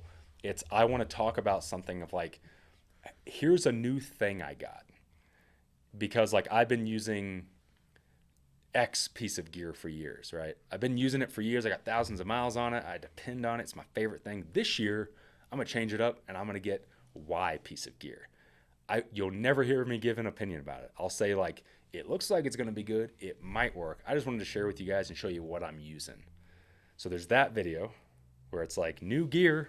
I just got it. Or like, here's some stuff I'm throwing to the curb and I'm getting some new stuff to try it out. And then there'll always be a later video where I'm like, I use this over 1,000 miles or 2,000 miles, and I'm going to tell you that it's a piece of shit or it works for me. But you'll never see the middle road. You'll never see like, I use something on 2 trips and I think it's the bee's knees. No, right, exactly. Never. Like I'll always make those 2 videos just because like that has always, again, made the most sense to me. And that comes from an old school backpacking YouTube mindset through hiking, right? I'm about to go out on this adventure. Here's the stuff I'm going to take. Hopefully it works. And then you share the adventure. And then afterwards you're like, here's what worked. So it's like, I always say like, if I'm going to watch a video, if I'm going to get anyone's opinion on gear, especially, it's always going to be, I want to watch a post trip gear review. I want to watch like, here's my post gear list. Here's the shit that worked. Here's the stuff that didn't work. And then that's where I'm going to base my opinion. Because I'm like, well, if I'm going to trust something for thousands of miles, hell, if I'm going to trust it for a weekend trip, I want to gather other people's experiences of how did this work for you over, fill in the blank of how many days, a weekend, a week, a month, 5 months. That's where I want to base my opinion or my selection off of. Like someone just saying like, these are the top 5 tents of 2025 because they're new tents that came out in 20. What information is there? Like that doesn't tell me anything. Like totally. You think they're cool. All right, cool. Does that mean they work? Do you have any experience? Is it easy to set up? Like how light is it? Did it fall apart out in the field? That's the stuff that to me matters, which again, going back to everything we've been talking about, which is why I find it weird. Again, not that there's anything wrong with it. I always think of the Seinfeld. Not that there's anything wrong with that. I think I put that in my videos all the time when I say that. I put that little clip of Seinfeld. Not that there's anything wrong with that. It's always been weird to me that the majority of bigger channels now on YouTube are those type of gear review videos. Like, here's some new gear that came out. This is the best of 2025. That's strange to me because I came from the world where it was like, I'm going to talk about it because I just got done putting 2,000 miles on it, and I'm going to tell you what worked for me. Well, you know what it is, Darwin. This is what I think it is, and I've gotten these emails before, and I'm sure you have too, of gear or companies pushing a product. They want to ship you the product, and they want a turnaround of a video in 2 to 3 to 4 weeks. Do you know how many of those emails I get on a daily basis? 100%. Oh 100%. And I think that's what most. Yeah, and I think that's what most of the things are that you're seeing is these people are putting up, and that's their use case is the 2 weeks that they've used it or whatever, right? And it's like because these companies are pushing for these deals, sure, with the turnaround time of just that makes no sense, right? And again, I don't want to poo-poo on anybody's parade. Like if that's the type of content you make, it's kind of type of content you're wanting to make, or it's the type of content you watch. Like, right on. Like again, at the end of the day, if that type of video helps somebody make a little bit more of a decision or gets them a little closer to, like, I'll be devil's advocate here. If that video and that product gets someone a little bit closer to getting out on a personal adventure and having their own experience and then figuring out if the thing actually is going to work for them or not, awesome. If that's what it takes to get somebody out on that experience and learn for themselves, I'm all for it. I don't understand it. I don't personally like watching stuff like that.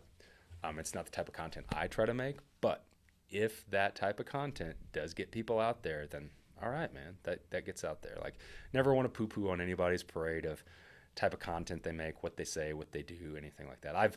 I've been down that road. That's a losing battle. I don't ever want to, if you're being creative, if you're helping people, if you're inspiring people, if it's helping people to get to the end goal, which should be being happy, right? Like being out on the trail, being on the bike, being in a van, being whatever it is, and being happy. If it gets you closer to that end goal, being happy, I'm all for it. Like, that's cool.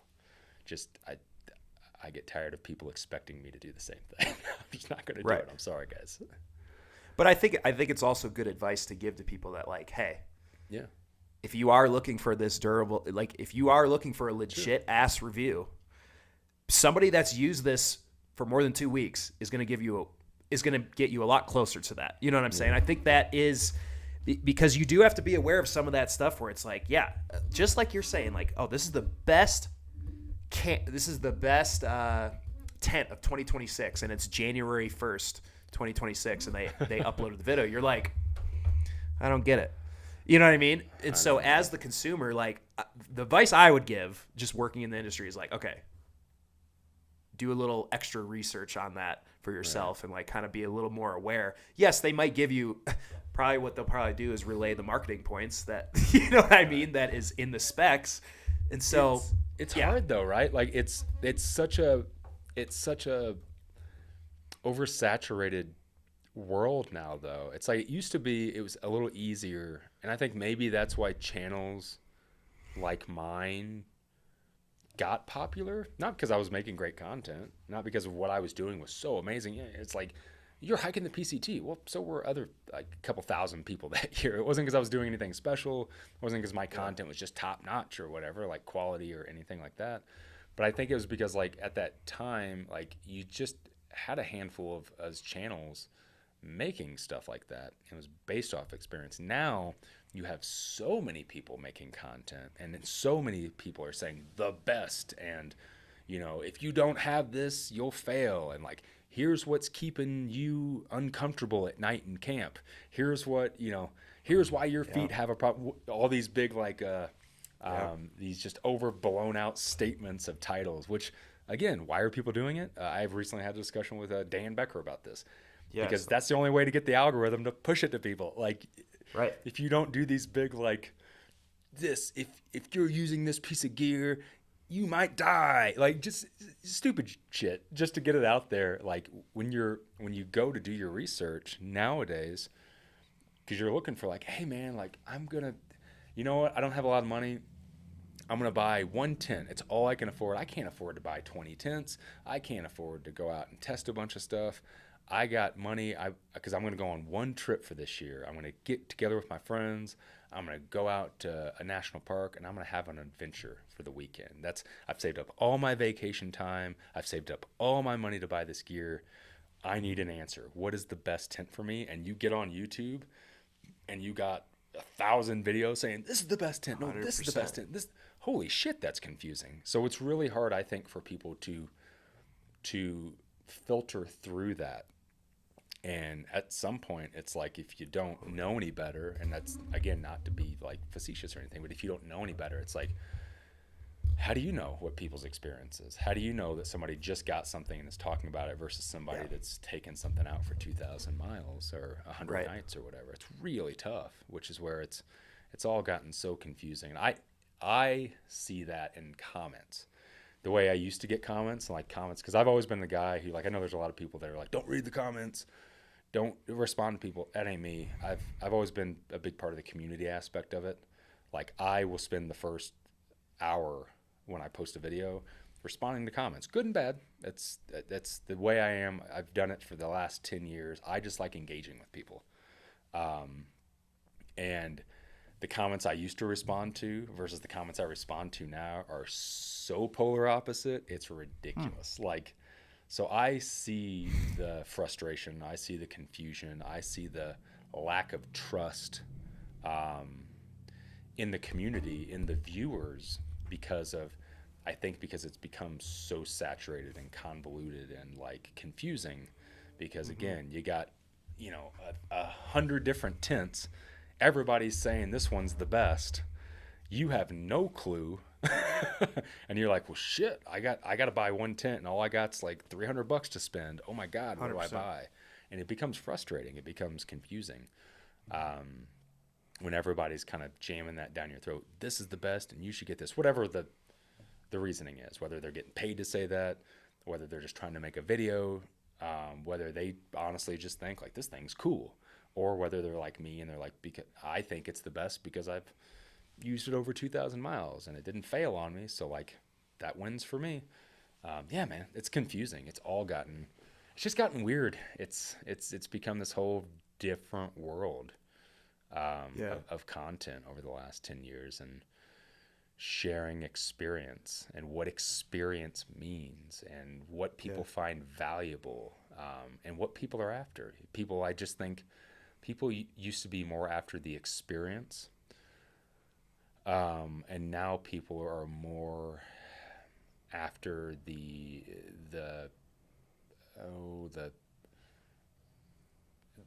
quick answer. This is going to make my hike better. This is going to make me happier, which has never existed in a billion years. Like, everyone that wants to lose weight is always like, give me the pill that'll make me lose weight. It's like, that ain't the answer. It will never be the answer. There's never like one answer that solves all your problems. And I think that's what the whole gear thing has turned into. Everybody's just coming to YouTube like, tell me what to buy. Like, tell me what to buy, and then I bought it. Now validate what I said. So like me, and this ain't no shade to anybody that watches my videos or anything. Like, a bunch of people will make a video saying this is the best tent of 2025, right? For whatever reason, whether they believe in it, whether they got paid to say it, whatever. And then like, I will try the same tent. And in my video, I'll say like, oh, well, it's okay. But like, I actually like this thing better because, it got better features for me. And in my experience, like, I'd rather have this, and this. And you get people that get mad in the comments because like you didn't validate their purchase or their decision. And they're just like, no, that thing's better. And it's like, well, why do you think it's better? Well, because that's what people say. And it's like, okay, well, that's cool. Like, it's all subjective. Like for me, it's not better because what I need is X, Y, Z, and so that's confusing, and I think that's made like the audience a little more cynical for me. It's like, again, I'm not gonna say names because I've done that shit on podcast, and people have like, you're going after whoever. I'm not going after anybody, but I made a video on Sunday where I talked about like over the last in 2025 alone. I've really been into, for years I was into trekking pole tents, right? And over the last year, because of bike packing, climbing, Right. all that, I've really gotten into freestanding. Don't use that. tents. Yeah, Right, yeah, I'm back to exactly. freestanding tents. So I've been kind of on this quest, like almost like a madman, trying to find the perfect ultralight freestanding tent for me. And I have, a checklist. Like I want it to be made out of DCF because I trust DCF. I've used it over years. I actually like single wall tents. I want it to have enough room in it. I want to have enough headroom, be good in the wind. All these different things. I want it to pack down small. And over the last, 9 months, I guess we're in the 9th month, I have used an assload. Like I'm literally looking at a shelf right now that's got 1, 2, 3, 4, 5, 6, 7, 8, 9 different freestanding tents on it. I've been on a quest, bro. And in the video, I mentioned like over the last 9 months, I've used all these different tents, and I named 4, I think, looking for this perfect thing. And out of all the tents that I've used, out of all the miles I've put on all these things, the different environments I've had them in there, I found kind of what I would consider my always preface it with that, my perfect freestanding tent of what I've been looking for. Mm-hmm. And comments are blown up, being like, well, no, that tent sucks. This is the best tent. And it's like, okay, like if that's what you think the best, that's fine. Or like people will be like, why'd you throw shade at that other? I didn't throw shade at it. I just said, I've tried all these. Dude, all great, nothing wrong with them. This is just the one that I prefer. Now take from that what you will, whether that means anything to you. But like, I think a lot of people just want their decision validated of like, but I bought that thing and you didn't say that that was your favorite. Why? I don't know, just because it's not. It doesn't mean there's anything wrong with the thing that you bought.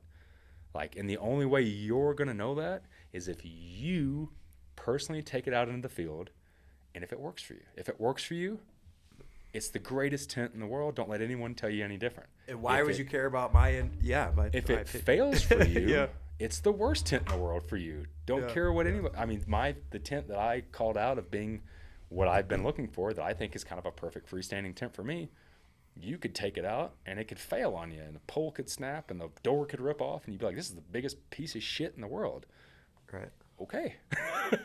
Right. That's cool too. But I just think that because there's a long way of getting back to the fact of like, because so many people are saying this is the best thing, this changes, I see that a lot, like this tent could change everything, like shit like that. It's like you have like 5 different people saying that this thing is the greatest thing since sliced bread because, and if you've been doing it long enough, you understand why people make certain YouTube videos, because it's hot. It's on everybody's mind. It's a new thing that's released.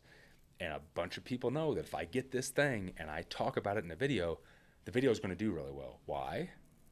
Because I did my research and I know that people are searching and people are really talking about this product and people want to get feedback about this product. So if I make a video and I put that name in, tent company, this tent changes the game, and then like dash the name of that tent. Like people are going to click on it, they're going to watch it, and the video is going to do well, add revenue, yada yada yada yada. Right? It's a business decision. It's a business decision, right? And again, nothing wrong with that.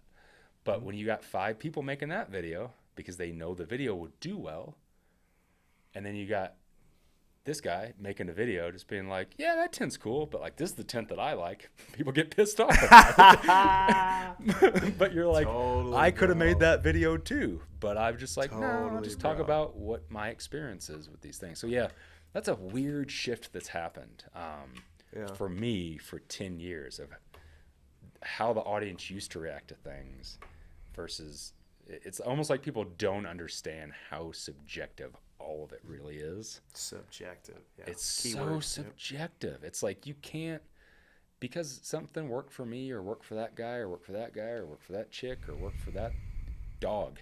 Like it doesn't matter. Like until you buy it, take the chance. It's like you can watch 1 billion YouTube videos all telling you that this is the greatest tent in the world. Until you take it out and you use it and figure out if it works for what you need and you want, it doesn't mean shit about somebody else said it was the best. Now, you can take other people's experience and opinions and learn about the tech specs of it, but you have to make your own decision on what the best thing is for you? Man, it's something I try to drill in my videos for years. And at some point, I've just kind of stopped saying that. Because it's like, I'd say that till I'm blue in my face. And you'll still see people that are just like, well, I use that tent. It was a big piece of shit in the world. Like, okay, don't use that tent. Like, I ain't trying to sell you nothing. I don't care if you buy this or not. I got no dog in the fight. Exactly. That's the important part. Is you're not trying to sell them any. And I think that's the thing people need to be aware of. I've also gotten this weird reaction because I own a gear company, right? And I developed my own gear, and I have been for 3 years. We turn 3 years old next month. And all of our gear is developed off of experience. Like me and my business partner, who's also a long distance hiker, set a bunch of FKTs. We always say like 20,000 plus miles of experience is what our gear company is based on. I love that. And it's not to be like, people get real defensive of that and like get like, why do you got to say how many miles? Because your ego? No, it's because I'm just telling you. Credibility. It's just credibility. That's all it is. Like, I'm just telling you my experience. Take that how you want. If that upsets you that I said that, okay, I'm sorry. It has nothing to do with being egotistical. But I'll talk about my gear in my videos, and I'll talk about it because I'm like, hey, I've used a lot of other people's stuff, and like a lot of that stuff's worked for me. But every time, if you're a gear nerd, like I am, and I'm sure you are too, you can have something that's your absolute favorite thing in the world, but when you're using it, you're like, man, if it just had this little thing, this, yeah. Right? Or like, damn it, if this thing was just a little bit lighter, if this thing was a little bit heavier, if this thing was a little bit longer, if this thing was a little bit shorter. So like having the gear company is awesome for me because I've been able to take all that experience and use in other people's stuff, and I get to develop my perfect thing, my favorite thing, right? Example, and this isn't a cheap plug at all. It's because they're literally sitting there because I was just talking about them in another video.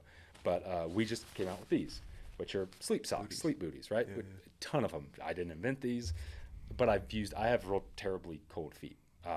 And for years, I've used Goose Feet Gear down socks were my first.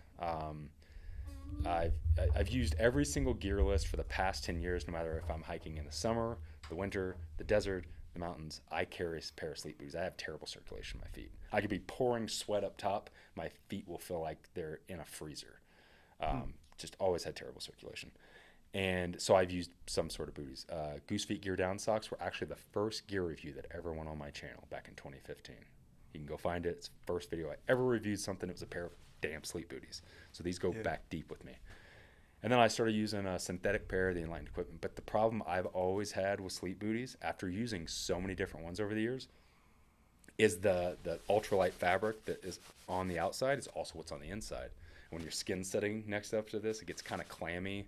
And if your feet get too warm, they start sweating. You got like this sweaty, sticky feeling, and your feet get cold. So something I've always bitched about for years is I wish somebody would line these with something different. I just wish somebody would put something different on the inside to where it felt like a sock versus a trash bag on your foot. So owning a gear company, I was just like, that's what I want. Shit, that's what I'm going to make. So like we made these, which has got an alpha liner. Oh, that's cool. So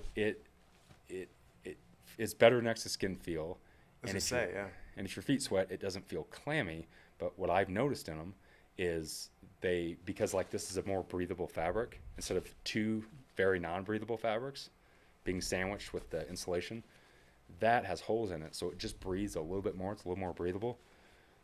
So like I talked about these in a video because I was excited, being like, look, I've had this problem for 10 years and I made something that like, and people get so shitty when I talk about my own stuff in videos because they're just like, you have an agenda to sell that to me. And I'm like, well, you're not 100% wrong. Like obviously I made them and I would like for everyone to use them, but it's like, it's so weird when I talk about my own gear in videos. People get really offended by it. And I'm like, would you rather me talk about something else that someone else made that wasn't based off of my experience? Like I'd rather talk about something that I made that's based off of my experience and tell you why I did a thing the way I did it.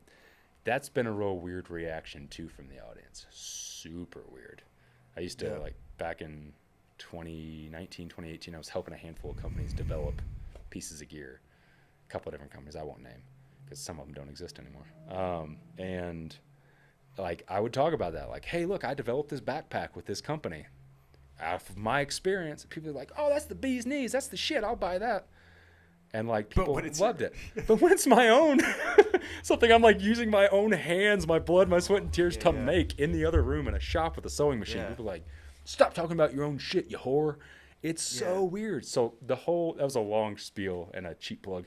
That like that audience has just changed so much. And I think the reason is because the audience doesn't know what and who to trust.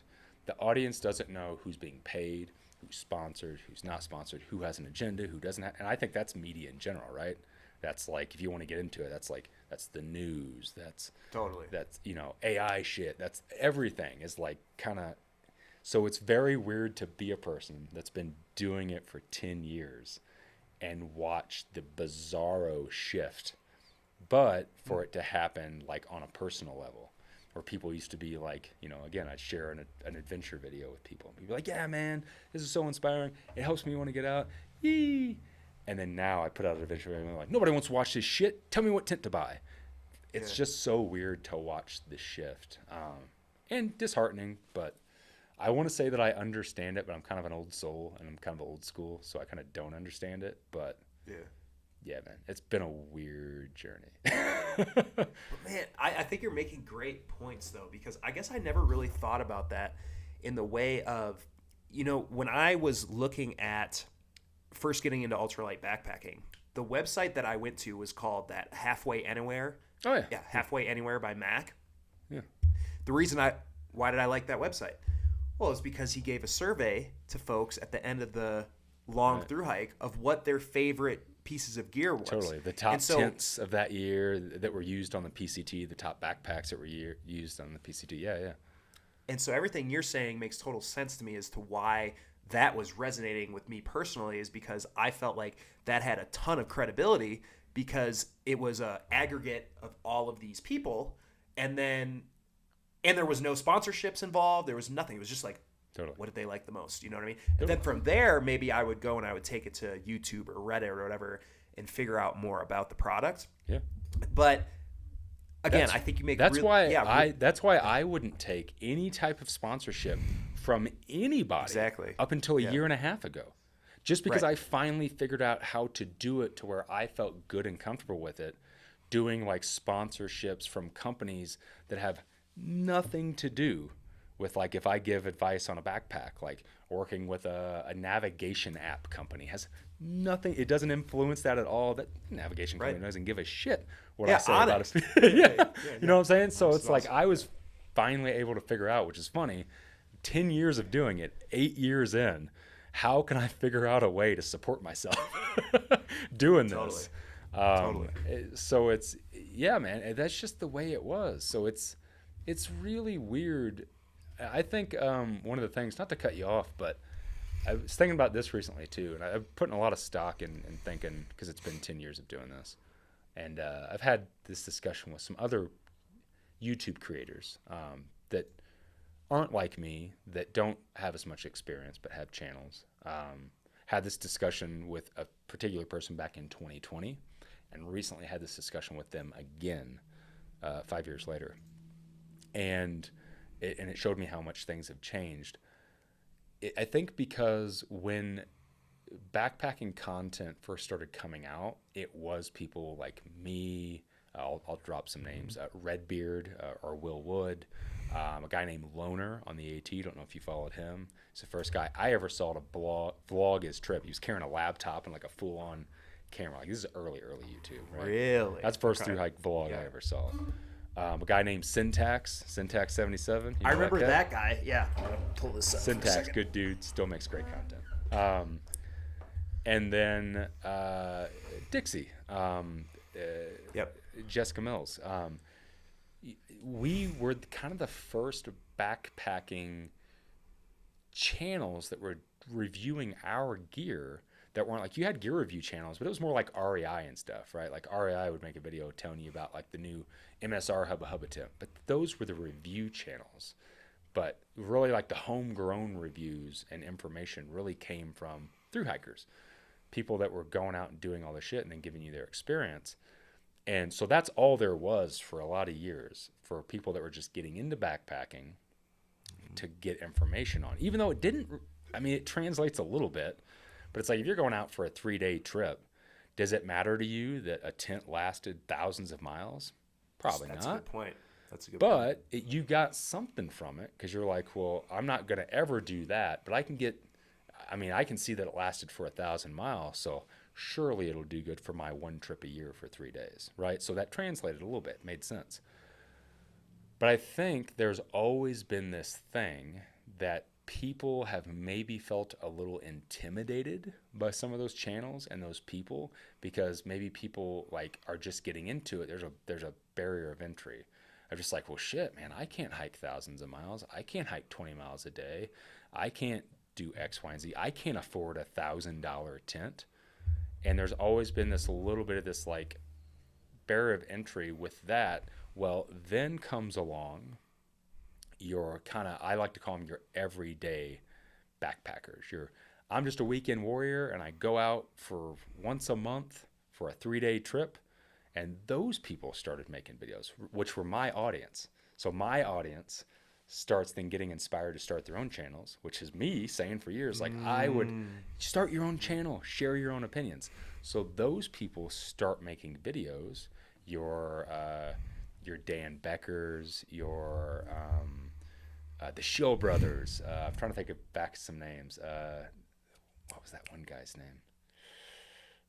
Oh man, I can't think of his name. Got a real thick black mustache. He hasn't made videos in years. You know who I'm talking about? Tim. Jeremiah Tim. No, but there's another guy. No, a guy's name was Tim, and I can't think of his last name. He starts making videos. So all your everyday guys are making videos inspired from the thru hiking channels. And then all of a sudden what you've done for the audience is you've dropped that barrier of entry a little bit. And you're like, well, I'm not a thru hiker. I'm not going to be a thru hiker. I'm the everyday man. And look, here's the everyday man talking about gear and stuff. So then what happened is this transition happened where there were still tons of people vlogging thru hikes and talking about their gear. But I think the majority of the audience that really is getting into backpacking and learning for the first time starts being a little more attracted to the everyday man channel because they feel less intimidated maybe. But to be fair, those are the channels that aren't going to go out and spend thousands of miles testing a piece of gear. They're going to go set it up in their backyard and give their opinion about it. So I just think that that's what became the norm because the whole genre shifted to that because it was more palatable for the audience. Relatable, yeah. Sure, absolutely, which I totally get. But then I think that's where the fight comes in with like people like me still trying to make the videos always based off my experience and what I've used, and people instantly take offense to that because I say like I use this tent over 2,000 miles. People are like, why you got to be arrogant and say 2,000 miles? Like I'm not. That's just my experience. That's all I can do is give you my experience. Like I can't speak to anything else. I can't tell you this is the best tent because it's got the most advanced fabric and because it, has got 2 vestibules instead of 1. I don't give a shit about none of that. I'm just going to talk about my own experience. So I get it all. It's taken me a long time. It used to make me mad and I used to shake my fist. Oh, you damn kids. Now, like I get it. I get why it's shifted that way, but it does make it hard for people like me, or like I don't want to speak for her, but if I had to take a guess, my guess would be she probably feels the same way somebody like Dixie. In that world of like, 3 channels doing things the way we've always done things for 10 years and the way the information used to be based off versus the 50 channels of people like, here's the tent that's going to change everything for 2025. It's hard to not compete, but it's hard to make content in that world when the audience is now trained to accept that, like that type of content, feel less intimidated, and connect with it more. So yeah. It's a really long tangent, but like that's the stuff that's been on my mind ever since I made that video, where I was just kind of like put my heart on my sleeve. Like, this is how I feel. Like, it kind of sucks that, the audience would rather see a easy gear video versus an adventure, because 10 years ago, it was the opposite, right? To now, the audience doesn't care about that thing. ever since making that video, and the comments on that video are wild to me. The stuff that people are saying to me are wild because people don't understand. Say you just got into it 3 years ago and you're the audience now, and the only world you've ever known of YouTube content is the everyday guy talking about the tent that he set up in his backyard, and he's going to tell you about all the great features of it. He doesn't know the world where it was like, no, all the content you got was like, here's my experience from my big hike. Yeah.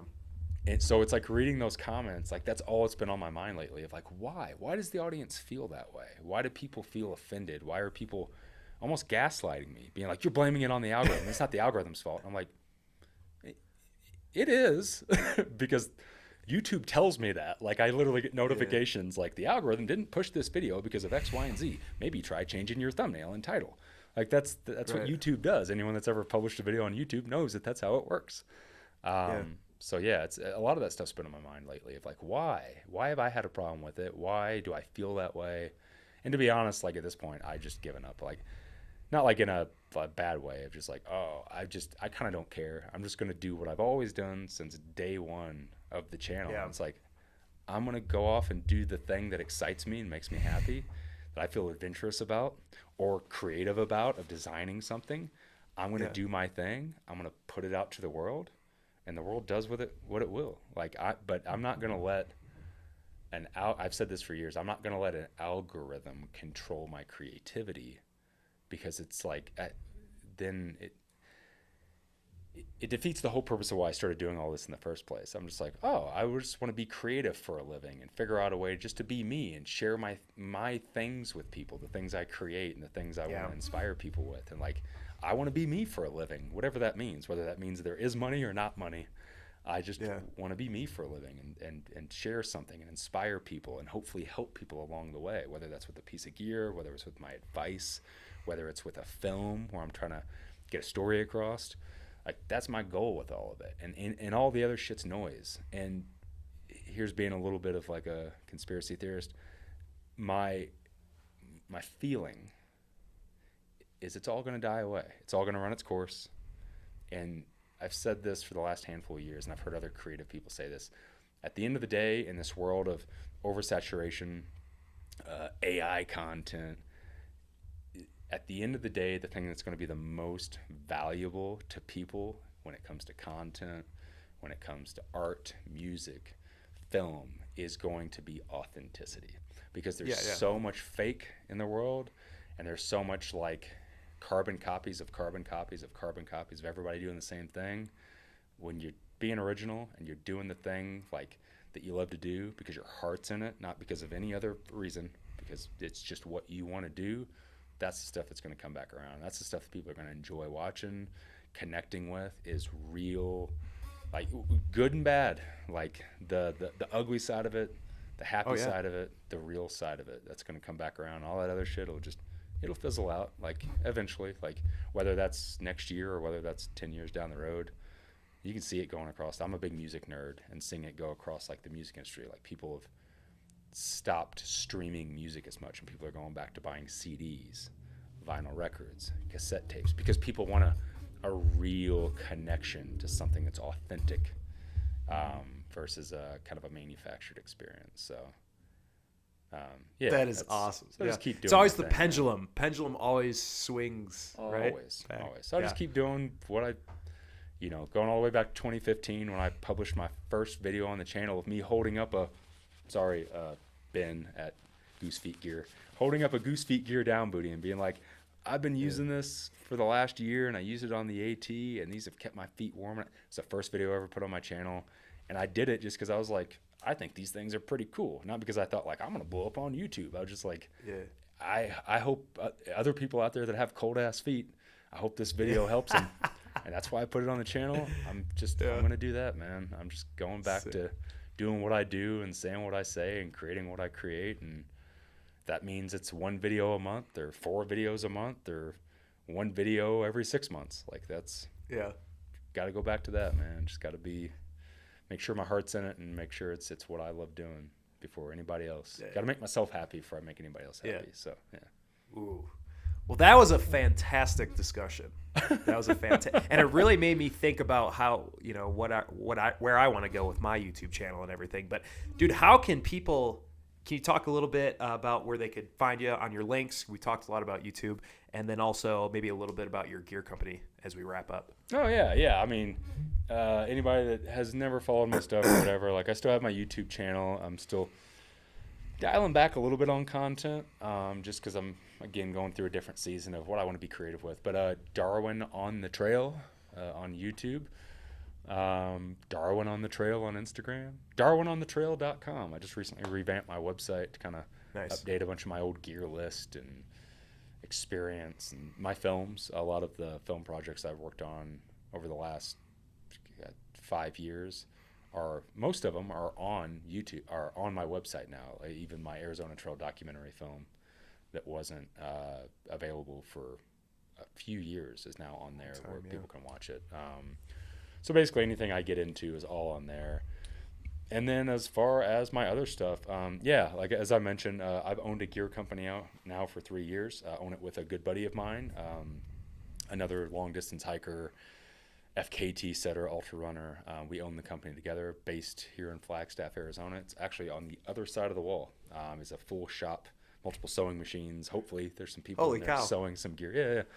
And a lot of it's we're designing stuff that is, like I said, it's always adventure first. It's always experience first. Like me getting into so many things, I'm like, oh shit, I need a bigger backpack for this expedition I'm doing. Like instead of looking for a new one anymore, I'm like, I'll go in the other room, I'll put my thoughts down on paper, and I'll create a backpack for myself. I love that. See if it works. If it works, like, hey, maybe we'll make this available for other people. And that's how the gear company's been based. It was kind of slow going for a while just because it was like just things that I wanted to release when I was releasing them. Now it's spending a little more time because I'm doing so much with backpacking still, mountaineering, pack rafting, bike packing, where it's like I'm consistently developing new stuff for myself. So, so the gear company is called Evolved Supply Co. EvolvedSupplyCo.com. We do backpacks, hiking apparel, titanium cookware, accessories. Again, it's always AJ, my partner, and I. We're always making something we're kind of selfish. We're always making something for us first. It's always like, that makes sense. We got to develop something for us first. Let's make sure we test it and use it. We always like to say, the reason we say the 20,000 plus miles of experience is because it's adventure developed. Like we go out and we test and develop and make this stuff on our real adventures. Like we don't just have an idea, make something, and then put it out and hopefully other people will test it and figure out what's wrong with it. Like we test it and make sure it works or not and then put it out. People can find that. We actually just, like I said, we just released a new product. We got some other ones like we're going to be releasing this fleece hopefully. It's a new product. The next couple of months, and a bunch of other new backpacks and stuff like that. And I don't know, where else can people find my stuff? If you're actually interested in any of the films that I do, the film projects, my website's probably the best place to follow me on any of that stuff, DarwinOnTheTrail.com. I'm hoping that next year I'll be in the film festival circuit with a film that I just shot. So that'll be something different. Usually it's been self-published films, whether it was through a paywall or on YouTube or something, which taken kind of a different step in the next year with getting some stuff out there and distributing a little bit differently. So if you're interested in that side of it, and not just the gear side of things, follow me on my website, and I'm sure I'll post something over there. Dude, awesome. Well, thank you so much for coming on again, man. This is a tremendous discussion. I have a lot to think about, and I'm going to be listening back to this as well. So, hopefully it's not too much to think about. No, this is I'm a deep person, man. Like, all this shit's constantly going through my brain. Well, that would be a good reason to watch some of his documentaries and stuff, because they are very, very good. Thank you, brother. The details that you put into them, I loved with the Nepal one where you're kind of like using a lot of slower motion, like with the flags and stuff. Oh, yeah. These are things that I like pick up on as like as somebody that likes to film things, I won't call myself a filmmaker, but you know what I mean? It's just those real little things, nuances that you pick up. So, yeah, I definitely recommend it. Thanks, dude. Appreciate it.